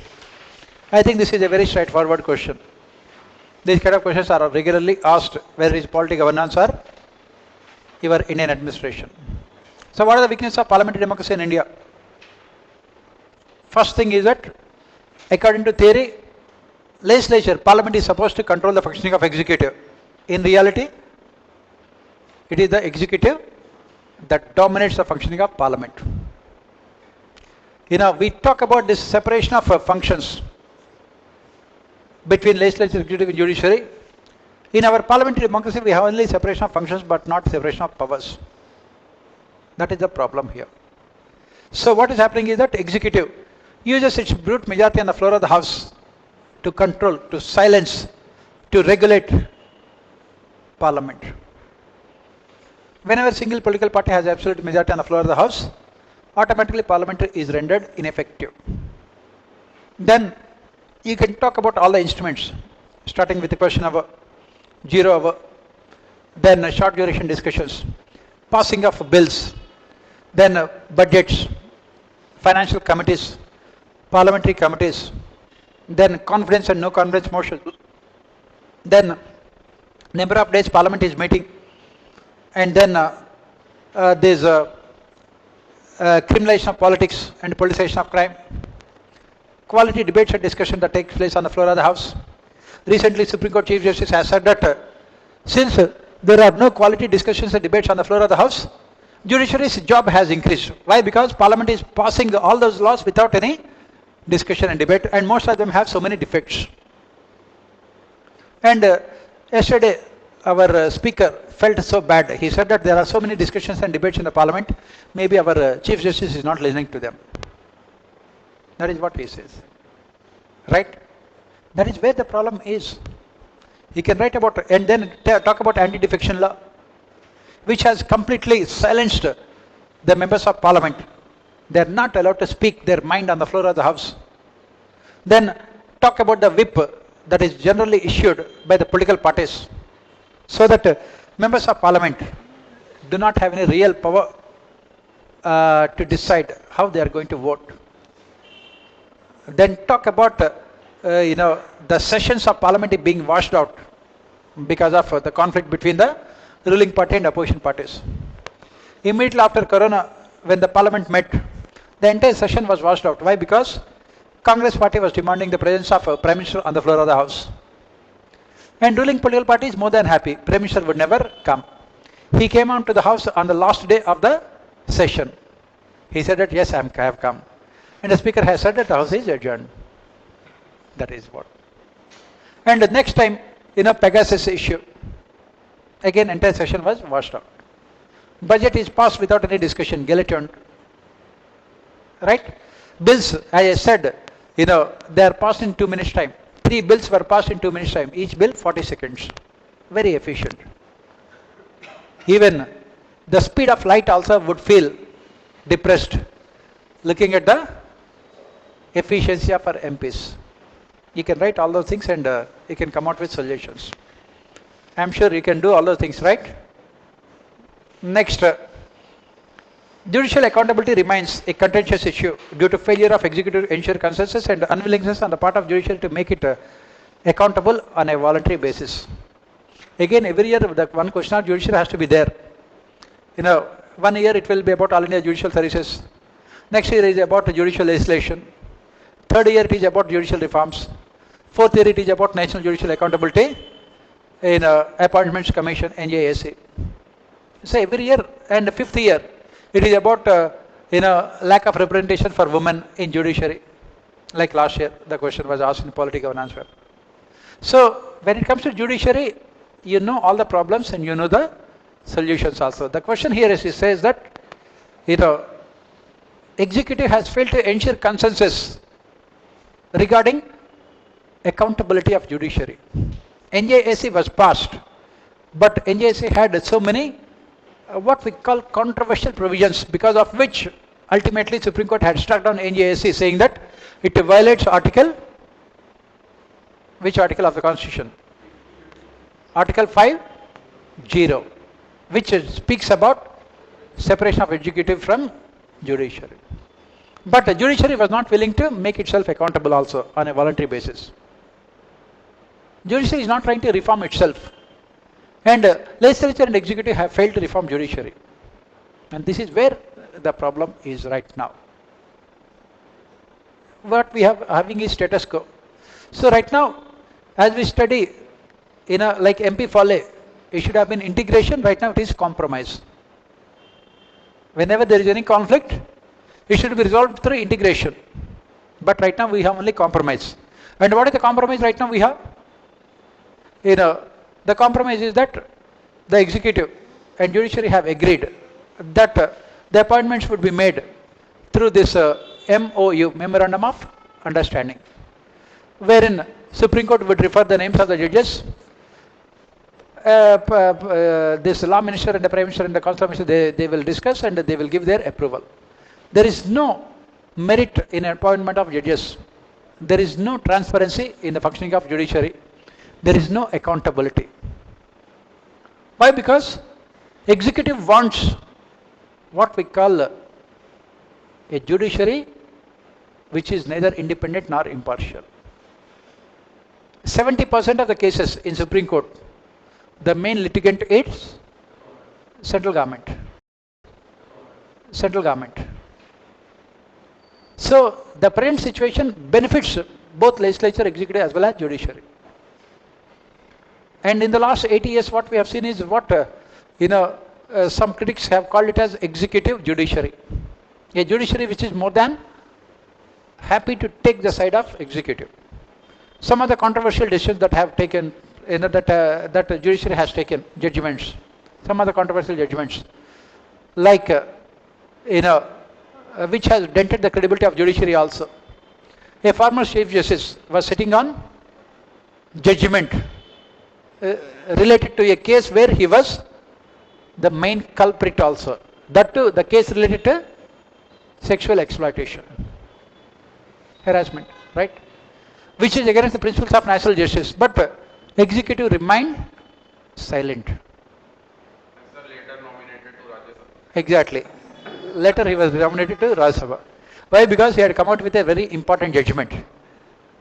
That is Ayodhya case. On my way to here, I saw his bungalow. Very good. Yeah. And he never attended single session of Rajya Sabha also. Recently he was asked why he did not attend the sessions of Rajya Sabha. He said that Corona. I am very much fearful about Corona. I am sitting at home. And why was he nominated to Rajya Sabha? Because the government has said that he can use his legal expertise and knowledge to empower, enrich the discussions of Rajya Sabha. He can use all kinds of colorful language. Right? This is where the problem is. The problem is that judiciary on its own is not willing to reform itself. Only recently, only after Ramana had become the Chief Justice, at least he was talking about reforms. The next Chief Justice is, I think, what is the name? Chandrachud, no? So let us see that when he comes, we can expect some kind of reforms, because he is one judge who speaks his mind, unlike other judges. There was another judge of Supreme Court who said that Prime Minister is God. Right? Right? Okay, that is the kind of judges we have. So at the present situation is that this dangerous stalemate is going, wherein neither judiciary wants any kind of accountability, nor executive wants any kind of reforms. That is where it is. And what is the solution? As I said, the solution lies in implementing all those judicial reforms. You can write all those judicial reforms, starting with All India Judicial Service, reforms in the recruitment of judges, transfers, and then having a separate secretariat in the Supreme Court to evaluate the performance of judges, and then having more representations for women to ensure the diversity, and then increase the number of judges. Right now, in our Supreme Court, what is the full strength of our Supreme Court? 30, including the Chief Justice, 34. Right? For a country of 1.4 billion people, is it enough if we have only 34 judges? Judge-people ratio in India is one of the lowest in the world, because of which there are pendency of cases. At this point of time, 45 million cases are pending. Why? Because we don't have enough number of judges. Second thing is that most of our judges, Supreme Court judges, are experts in law. They are not experts in economics or commerce or science and technology. We need again specialists also in judiciary. Especially in this age of globalization, when they have to deal with these agreements between multilateral firms, they need that kind of expertise. They are experts in law, but not in technology, and they are not used to technology also. Techno-savvy judges also we need. We need virtual courts. We need fast-track courts. We need objective performance evaluation of judges. We need transparency in the appointment of judges. We also need that accountability on the part of the judiciary. Once a case is filed, there must be time limit before which judiciary must come out with a judgment. Some cases are there in the Supreme Court for the last 45-50 years also, which are pending. Supreme Court is yet to take up this Article 370 abrogation also. Removal of Article 370. It is yet to take up. Right? Most of the sensitive cases are deliberately delayed. For example, the day before yesterday, Supreme Court has allowed the UP state government to continue with demolitions, saying that you should be more responsible in demolitions. That means instead of sending only one bulldozer, send 2-3 bulldozers. Alright? So that it can be completed very fast also.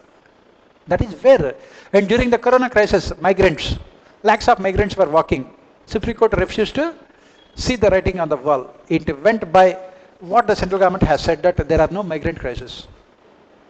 That is the reason why we need a more proactive, dynamic, efficient, accountable judiciary. And they must get rid of those colonial attitudes. The question that was asked in our last year also, colonial values and attitudes. Why should you call the judges my lord? If they are your lord, what about the real lord? What should we call Krishna and Ram? Judges? Right? That is it. Why should our Supreme Court take summer holidays? According to economic survey, last year's economic survey, our Supreme Court functions only around 180 days in an year. Not even 180 days. Less than that, 170 days. 200 days they have holidays. I want to be the judge of Supreme Court. 200 days. Otherwise, on Sundays also I am taking classes. Very justice. And for our judges, every day is a Sunday. That is what we want, accountability. All those reforms you can write. Right? Next, since independence, relationship between the President and Prime Minister is influenced more by political circumstances than by constitutional provisions. Discuss with relevant examples. Now that this year we have presidential elections, you can expect one question on President definitely this year because of the presidential elections. Why? Because if you happen to read newspaper articles nowadays, all these columnists are saying that we need a president who can protect democratic institutions, democratic spirit of our constitution, who can act as a checks and balances, what we call it as constitutionalism. What is the reason why our constitutional forefathers have opted for the President of India? Because if you look at our constitution, parliamentary democracy, if Prime Minister has 2/3 majority in both Lok Sabha and Rajya Sabha, he can amend any part of the constitution including basic structure. And then the role of judiciary is only post-mortem in nature. That means judiciary will enter into the picture only after the law is passed and implemented. And who will act as a proactive measure of checks and balances? That is the reason why we have the office of the President. Once a law is passed by the Parliament, it can become an act only with the approval of the President. That is what we call when we say that the office of President of India is an example of constitutionalism. And that is where you start your answer. And you say that, the relation between the President and Prime Minister, they are influenced more by political circumstances than by constitutional provisions. The President of India, according to the Constitution, would be mostly expected to be a nominal executive. But we have seen so many presidents who had become what we call active presidents. Presidential activism had become popular because of the circumstances under which they have performed. The relation between the President and Prime Minister is like that of what we call two-person zero-sum game. That means if the Prime Minister becomes powerful, automatically it reduces the power of the President. On the other hand, if the Prime Minister is weak, President always becomes powerful. And you have to give the examples. Right from Rajendra Prasad, who had reservations about Hindu Code Bill, who used pocket veto. From Rajendra Prasad to Radhakrishnan, who demanded that Krishna Menon should be removed from Council of Ministers, Defense Minister. And the other end of the spectrum, we had V.V. Giri, who had given his approval for bank nationalization or abolition of privy process. The bill was defeated in Rajya Sabha. Indira Gandhi brought it back as ordinance. The President had given his approval. Normally, when a bill is defeated on the floor of the House, the President should not give it approval as ordinance. It goes against the democratic spirit of our parliamentary democracy. But V.V. Giri, what did he do? He had given his approval for this privy process, even though it was defeated in Rajya Sabha. Right? And then bank nationalization. And then the worst was, of course, Fakhruddin Ali Ahmed, when he had given his approval for imposition of emergency without verifying whether it had the approval of Council of Ministers also. Right? Then we had the other end, Jail Singh, who was very annoyed with Prime Minister Rajiv Gandhi, because Rajiv Gandhi government did not take any action when thousands of Sikhs were murdered on the streets of Delhi after the assassination of Indira Gandhi. So Jail Singh wanted to remove Rajiv Gandhi as the Prime Minister, even though Rajiv Gandhi had 420 MPs in Lok Sabha. and wanted to make the Vice President, Venkatraman or Arjun Singh as presidents, as Prime Ministers, wherein he was acting in an unconstitutional manner. Then we had, Venkatraman, who had come out with a convention to select a Prime Minister in case of hung parliaments. And the activist present in the form of, we had K.R. Narayanan, when he had resisted the temptation to impose Article 356 in UP and Bihar. Then Abdul Kalam, who showed extreme determination not to give his approval for Office of Profit Bill, which was highly unconstitutional. Then we had Pranab Mukherjee, who was always an activist president. So if you look at it, you can see that the presidents were active whenever the country had a coalition government or a weak prime minister. On the other hand, since 2017 till now, in the last 5 years, have you heard about our President of India saying anything or doing anything? Pardon? I did not get. Navy parade. Independence Day. Okay. Right? The President of India, did not even go to foreign countries also because the Prime Minister did not allow him. Right? For 5 years, you have not heard about Ramnath Kovind saying anything or doing anything. Why? Because political circumstances. Right? Now, that is the reason why, again, now we have to see who will be made president by BJP now. Again, the president's office has become some sort of a reservation. Either you are making Muslims or Dalits or women or tribals or a tribal woman, Dalit, Muslim combined together to show your secular credential also. Right? Unfortunately, BJP is yet to find someone like that. Right? It has become ornamental position, but you don't want any strong personality. That is what it is. Next, analyze the role of bureaucracy in citizen-centric administration in India with relevant examples from Indian administration. What is the role of bureaucracy in citizen-centric administration in India?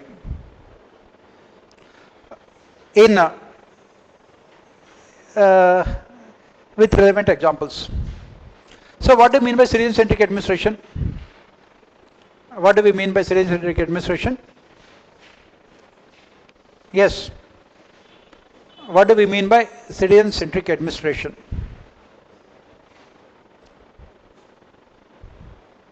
Yes.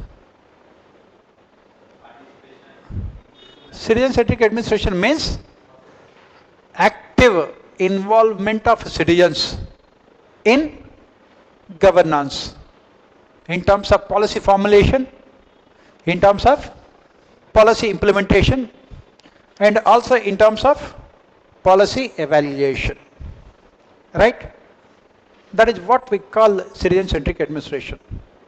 So you start your answer with a little bit of history.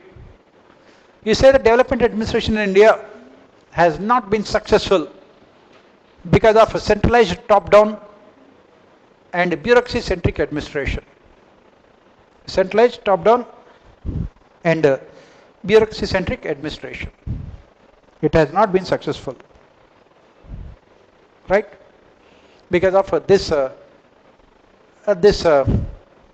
type of governance. People were always treated as outside and incidental beneficiaries of development process. They were always treated as outside incidental.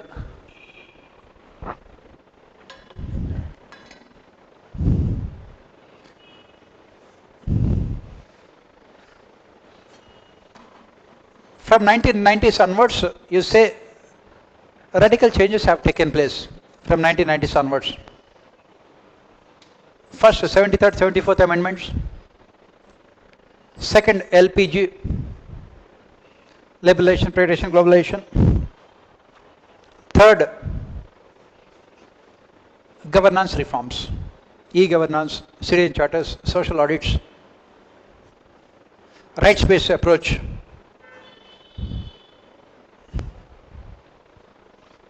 All of them have resulted in what we call citizen-centric administration. The question is that what is the role of bureaucracy in all these governance reforms? Who has to implement all these governance reforms at the end of the day? Bureaucracy. Give examples. For example, take the example of DPC, district planning committees. Take the example of panchayats, or take the example of these urban local bodies. It is the district collector who has to act as a friend, philosopher and guide, who should be proactive in realizing the objectives of what we call decentralized planning, or planning from below.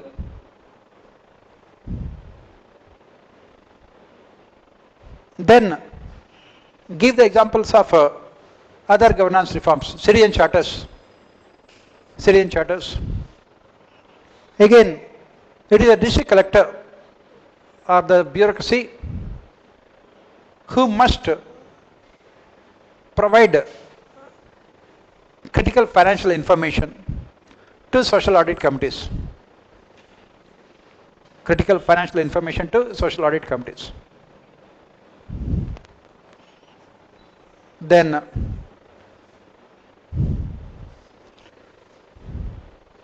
next,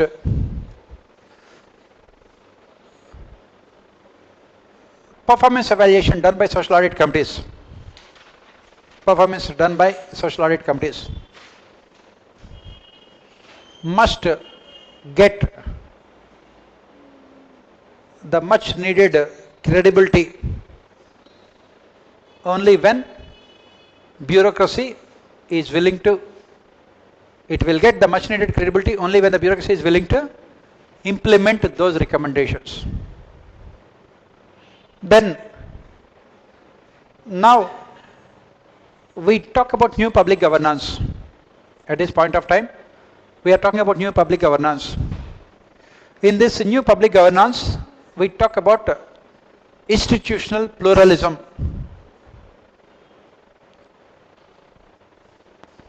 With the role of bureaucracy changed to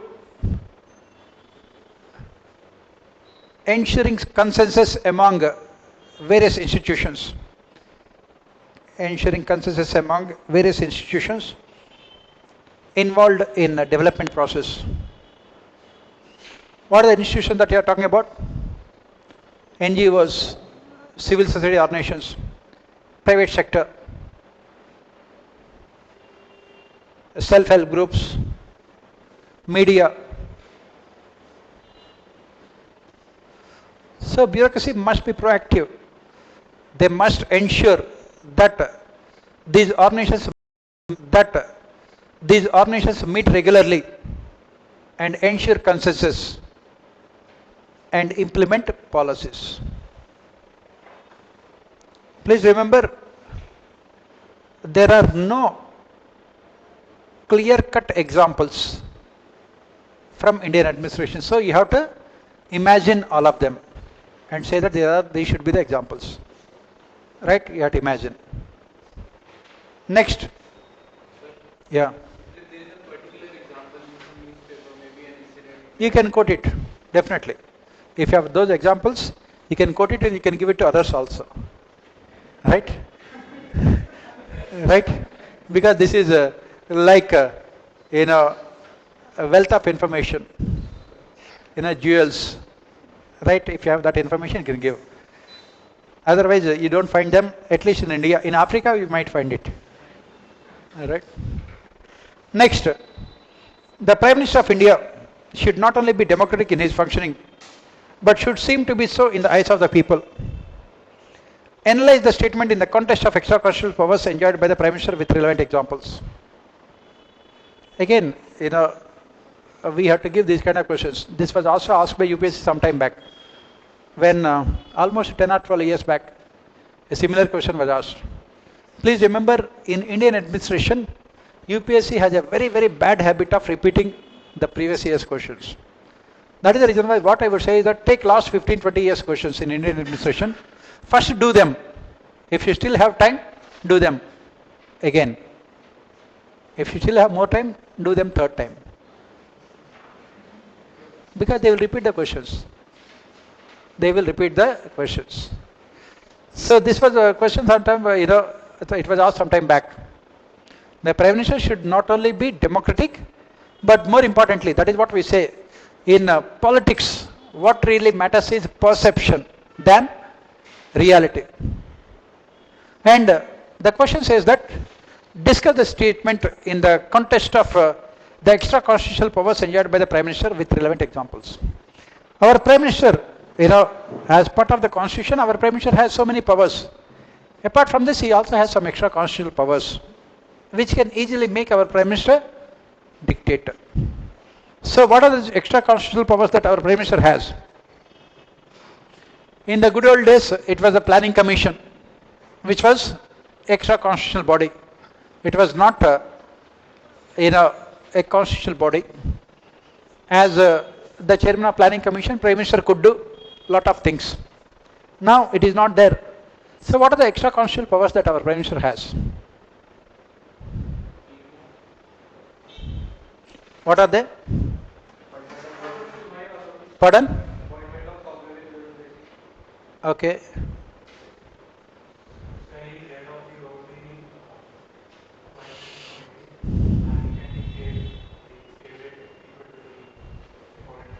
Okay. Anything else? What we are saying here is that there are so many powers that are given to him by the Constitution.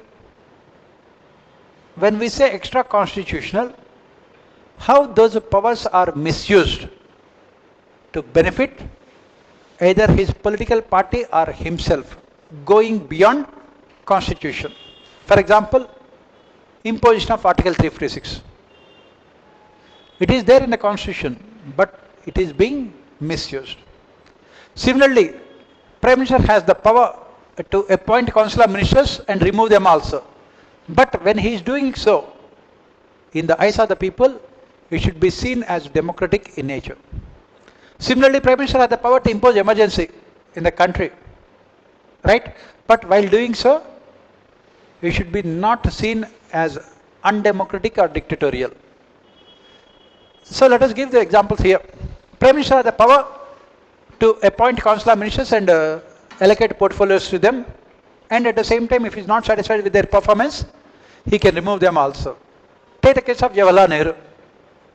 For a maximum length of his prime ministership, Jawaharlal Nehru was mostly democratic, except that towards the end, when Krishna Menon, his defense minister, was responsible for India's humiliating defeat in Indo-China war. There was a lot of demand in the country that he should be removed. Krishna Menon was not removed. That is where you can see the dictatorship of the Prime Minister.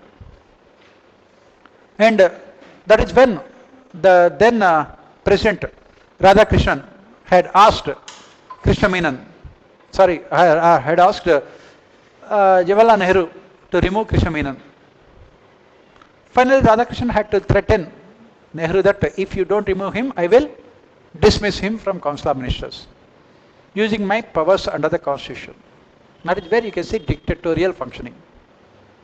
Similarly, take Indira Gandhi, ordinances. These ordinances are constitutional, but using these ordinances to bypass the parliament is extra constitutional in the eyes of the people. 1970s onwards, India has witnessed Ordinance Raj. I give you another example also. This abolition of privy process. It was defeated in Rajya Sabha. And what did she do? She brought it as ordinance. Similarly, in 1975, she imposed emergency. Emergency for the first time imposed in 1962, second time 1965, third time 1971. In all those three instances, nobody has said that Prime Minister acted in a dictatorial manner. But when it was imposed in 1975, everyone said that the Prime Minister acted in a dictatorial manner.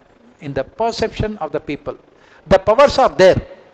Usage of the powers also was there. But in the eyes of the people, in some cases, they felt that the Prime Minister was acting in a dictatorial manner. Similarly, give the example of Rajiv Gandhi. When he removed VP Singh as finance minister, it was seen as a dictatorship. Why? Because VP Singh as finance minister ordered investigations into Reliance Industries Limited, Dhirubhai Ambani. So people felt that the Prime Minister was shielding corrupt businessmen and punishing honest minister. Please remember, Prime Minister has the absolute power to appoint, to remove, to allocate. But how you use that power is what that really decides whether the Prime Minister is democratic or not. Similarly, VP Singh was shifted from Finance Ministry to Defence Ministry. As Defence Minister, VP Singh again ordered investigations into Bofors. Immediately, VP Singh was dismissed from Council of Ministers. That is what. When Supreme Court came out with the judgment in the Shabano case, what did Rajiv Gandhi do? He got the brute majority that he has in the Parliament to come out with a constitutional amendment to nullify Supreme Court judgment in the Shabano case. These are all what we call dictatorial functioning. Right? And then come to the present Prime Minister. From 2014 onwards, there were many instances wherein it was felt that he acted in a dictatorial manner. Many instances. As we have said, whether it is imposition of a complete lockdown, giving a very short notice to the people, or whether it is demonetization without creating the necessary alternative arrangements, or whether it is passing of these farm bills using the brute majority on the floor of the House, or most recent decision Agnipath and Agniveers. Right? This is where we say that in the eyes of the people, Prime Minister acted in a dictatorial manner. What really matters is the perception of the people. And after writing all these things, you say that what we have given conclusion to one of the previous questions, the same conclusion. We need Council of Ministers of form of government, wherein there is collective responsibility of Council of Ministers. Next, the purists have criticized the Indian Constitution as not conforming to the conception of a federation and so being unduly rigid. Comment. So, when our constitutional forefathers have decided to frame the Constitution, they had two examples. One is a true federation like United States of America, right? Wherein the federal units had come together in a voluntary manner and transferred powers to the central government. On the other hand, we had another one is the completely unitary state, like United Kingdom or France or most of these countries. They are small countries, they had only unitary form of government. And our constitutional forefathers, they felt that India being such a large country, diverse country, cannot be governed from a single place, so they opted for federal form of government. But at the same time, they did not want to send any kind of wrong signals or confusing signals. They said that the federalism was there only in letter, but our constitution is truly unitary in spirit. That is the reason why if you look at the first article of our constitution, it says that Union of States. It does not say federation. India is called India. Do we call as United States of India like in America? No. So when the purists have criticized Indian constitution, their criticism may not be valid. Why? Because we never wanted a classic federation like United States of America. When our constitutional forefathers have opted for constitution, they were more, interested in protecting the unity and integrity of the nation than anything else. That is the reason why India was described as an indestructible union consisting of destructible states.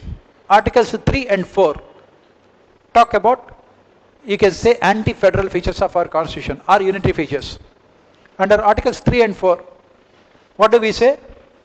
Under Article 3 and 4, the states can be created, can be destroyed, can be converted into union territories.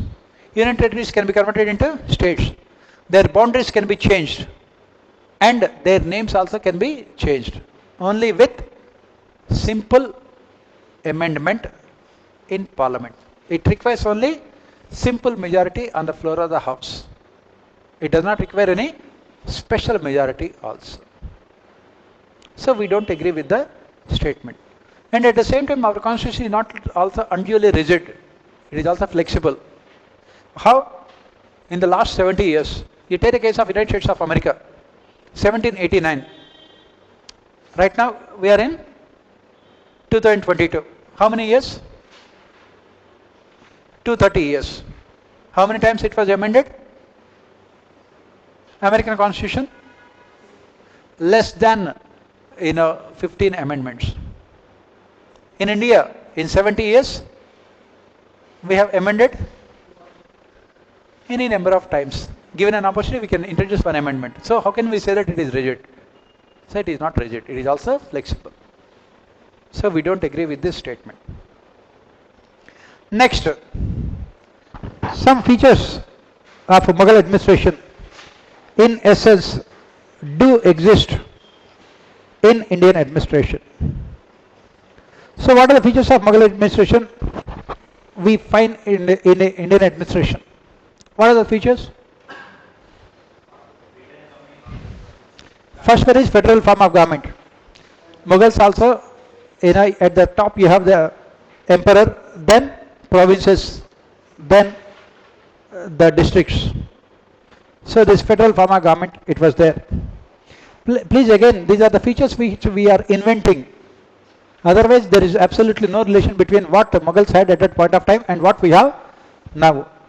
We have to invent some of these features, right?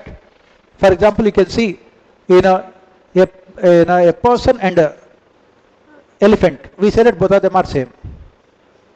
Why? Because elephant has 4 legs. We also have, when we are horizontal, we will also have 4 legs only,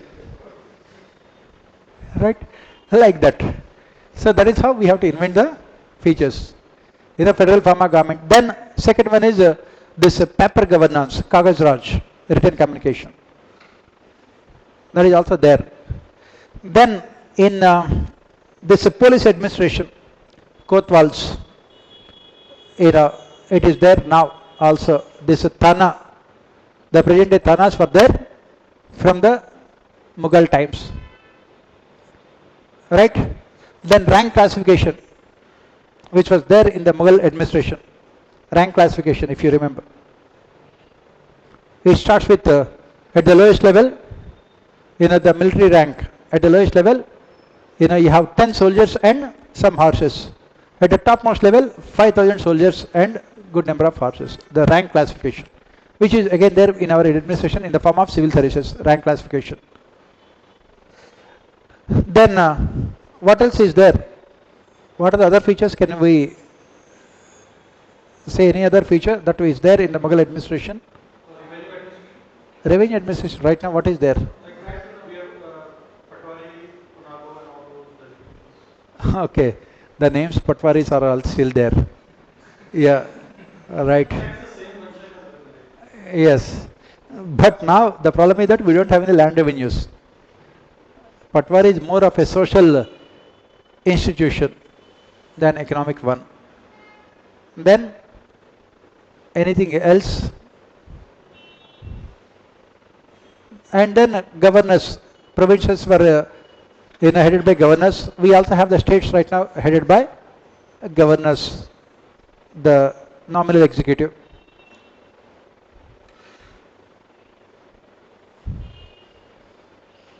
And then beyond that, I don't see anything much. Karkhanas, industries. If you want, in the Mughal period, if you call them as industries, then it is fine. You can include them, right? Huh? Trade, human beings, trade, land, water, sky, then moon, stars. Anyway, whatever you want to write, you can write it.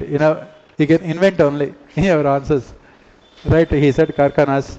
He said that Patwaris. Right? And you can write sun was also the same during the Mughal times. And amazingly, it was also rising in the east only at that point of time. Sun was also sitting in the west only. Amazing feature which you can see. The sky was always dark in the night. Right? You can write all of them. Next, Central Secretariat is the nodal agency for administering the union subjects and establishing coordination among the various activities of the government. Discuss. Basically, Central Secretariat is what we call a typical staff organization. Central Secretariat consists of all ministries and departments, administrative offices of all ministries and departments. It consists of administrative offices of all ministries and departments. Right? And in the Central Secretariat, the ministry is headed by the minister and the department is headed by secretary. And these council of ministers in the government, their administrative offices are included in the are part of the Central Secretariat. And what we say is that in this Central Secretariat, they act as a staff organization for individual ministers. Cabinet Secretary is the staff organization for the entire cabinet. PMO is for Prime Minister and Central Secretariat is for individual ministers. Individual ministers. Right? Then, what does the Central Secretariat do? What are the decisions taken by the cabinet? Whatever the decisions taken by the cabinet will be implemented by the Central Secretariat organizations.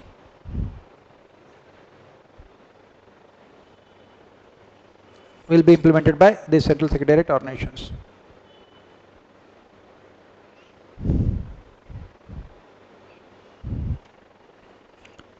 And then, of course, with so many ministries and departments, a coordination also is taken care of. Coordination between the ministries and departments. In recent times, we have seen criticism of Central Secretariat organizations. And then, what are those criticisms? First, write the criticism, and then, what are the solutions? Criticism is first and foremost, huge amount of increase in the number of departments and ministries since independence. At the time of independence, we had 17 ministries and departments. Now, 54 ministries and departments. Second, huge amount of expansion in the size of bureaucracy. Central Secretariat has 150 secretaries, 650 joint secretaries, and hundreds of other officers. Next, too many hierarchical levels in Central Secretariat organizations. Too many hierarchical levels. As pointed out by second ERC, 16 of them are there. Too many hierarchical levels. Next, red tapeism because of this too many hierarchical levels. Next, domination of generalist civil servants in Central Secretariat organizations. domination of generalist civil servants. Next, absence of objective performance evaluation. Absence of objective performance evaluation. Next, politicization of positions in central secretariat organizations. A spoils system. Politicization of positions spoils the system. Alright? Then you can talk about the reforms, because it's only a 15 marker. So all these problems and then solutions. Write the reforms of Second Administrative Reforms Commission, all the recommendations. Number of ministries and departments should be reduced from 54 to less than 27. Number of hierarchical levels should be reduced from 16 to 4. Then merger of ministries and departments. Then objective performance evaluation of bureaucracy. Then lateral entry into senior level positions. Lateral entry into senior level positions. Then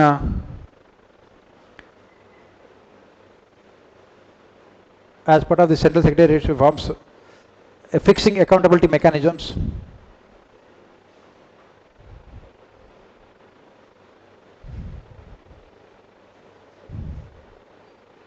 Right, then implementation of digital governance, then to reduce red tape, introduction of single window clearance,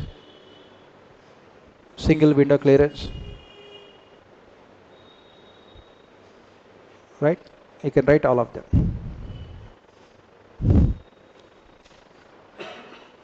Then come to the last question. Leadership qualities of a civil servant are tested most, are tested most during his tenure as the cabinet secretary, a dream post for every bureaucrat. Elucidate. Leadership qualities of a civil servant are tested most during his tenure as cabinet secretary. Why? You have to write about the significance of cabinet secretary. Why cabinet secretary post is very significant? Because apart from cabinet ministers, only cabinet secretary is allowed to attend the meetings of cabinet, right? And he only has access to the most critical information of the government, highly secretive information. Apart from prime minister, only cabinet secretary has the knowledge about these nuclear weapons, where they are located. And the nuclear button, which is there with the prime minister, it is only the cabinet secretary who knows all these things. Very, very significant. And then cabinet secretary, what he has to do? He has to ensure that the decisions taken by the cabinet are implemented by all other rest of council of ministers. He has to remove conflicts between the departments and ministries. Has to remove conflicts between the departments and ministries. And he has to ensure coordination also between them. Next, being the head of civil servants in the country, he is the person who young civil servants look up to for guidance and motivation. He is the person young civil servants in the country look up to for motivation and guidance. Then cabinet secretary is also expected to keep a tab on the activities of ministers, cabinet ministers also. For example, if cabinet ministers or other ministers are going abroad, they must inform the cabinet secretary and take permission from him before they go abroad under the conduct rules and regulations. Right? Cabinet secretary also, on behalf of the government, frames rules and regulations for official conduct of business. Article 77 or 78 right? Under Article 77, it is the President of India who frames rules and regulations for the official conduct of the business. It is the Cabinet Secretary who does all the same on behalf of the government. And Cabinet Secretary also must be in touch with the State Chief Secretaries. Cabinet Secretary will be chairing the meeting of the State Chief Secretaries regularly to oversee the implementation of the flagship schemes of the government also. For example, Pragati. What is this PRAGATI? Proactive governance and timely implementation. These Pragati meetings are chaired by Cabinet Secretary, which are attended by Chief Secretaries also. And then you little bit talk about analysis also. In recent times you say that the power and credibility enjoyed by the Cabinet Secretary had come down due to the rise of alternative power center, that is PMO. That is what you have to raise.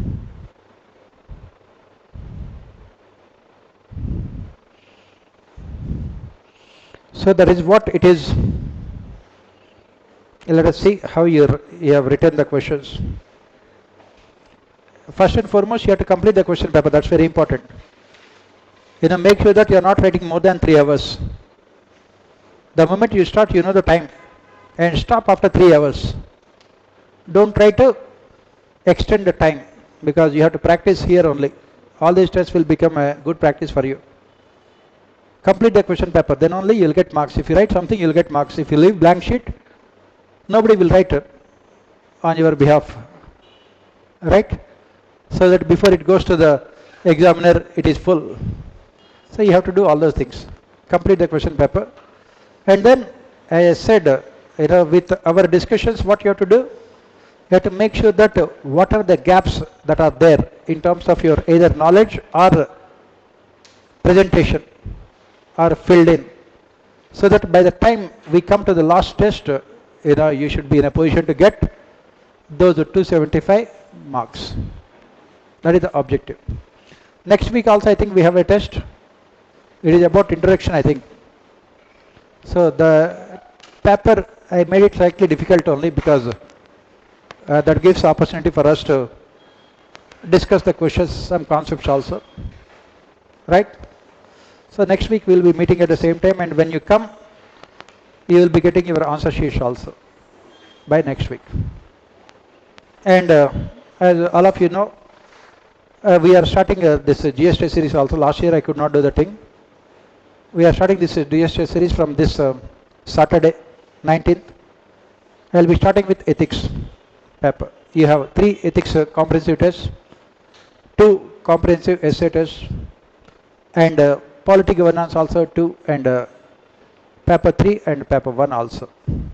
All of them are comprehensive tests only, not section wise. I want you to write comprehensive tests. Right? That is what it is.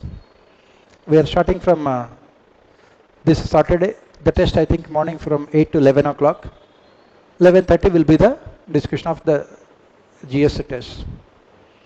Next week onwards, shall we continue with the same time, 8:30? Shall we continue with the same time, 8:30? Or can you come at 8 o'clock? 8:30 is fine or 8 o'clock is fine? 8:30. 8 o'clock you will be sleeping. Right, whatever it may be, no problem. This is only summer. Even if you want to sleep, I don't think you can sleep. Of course, unless you have the commitment and sincerity to sleep. Right, so that is it.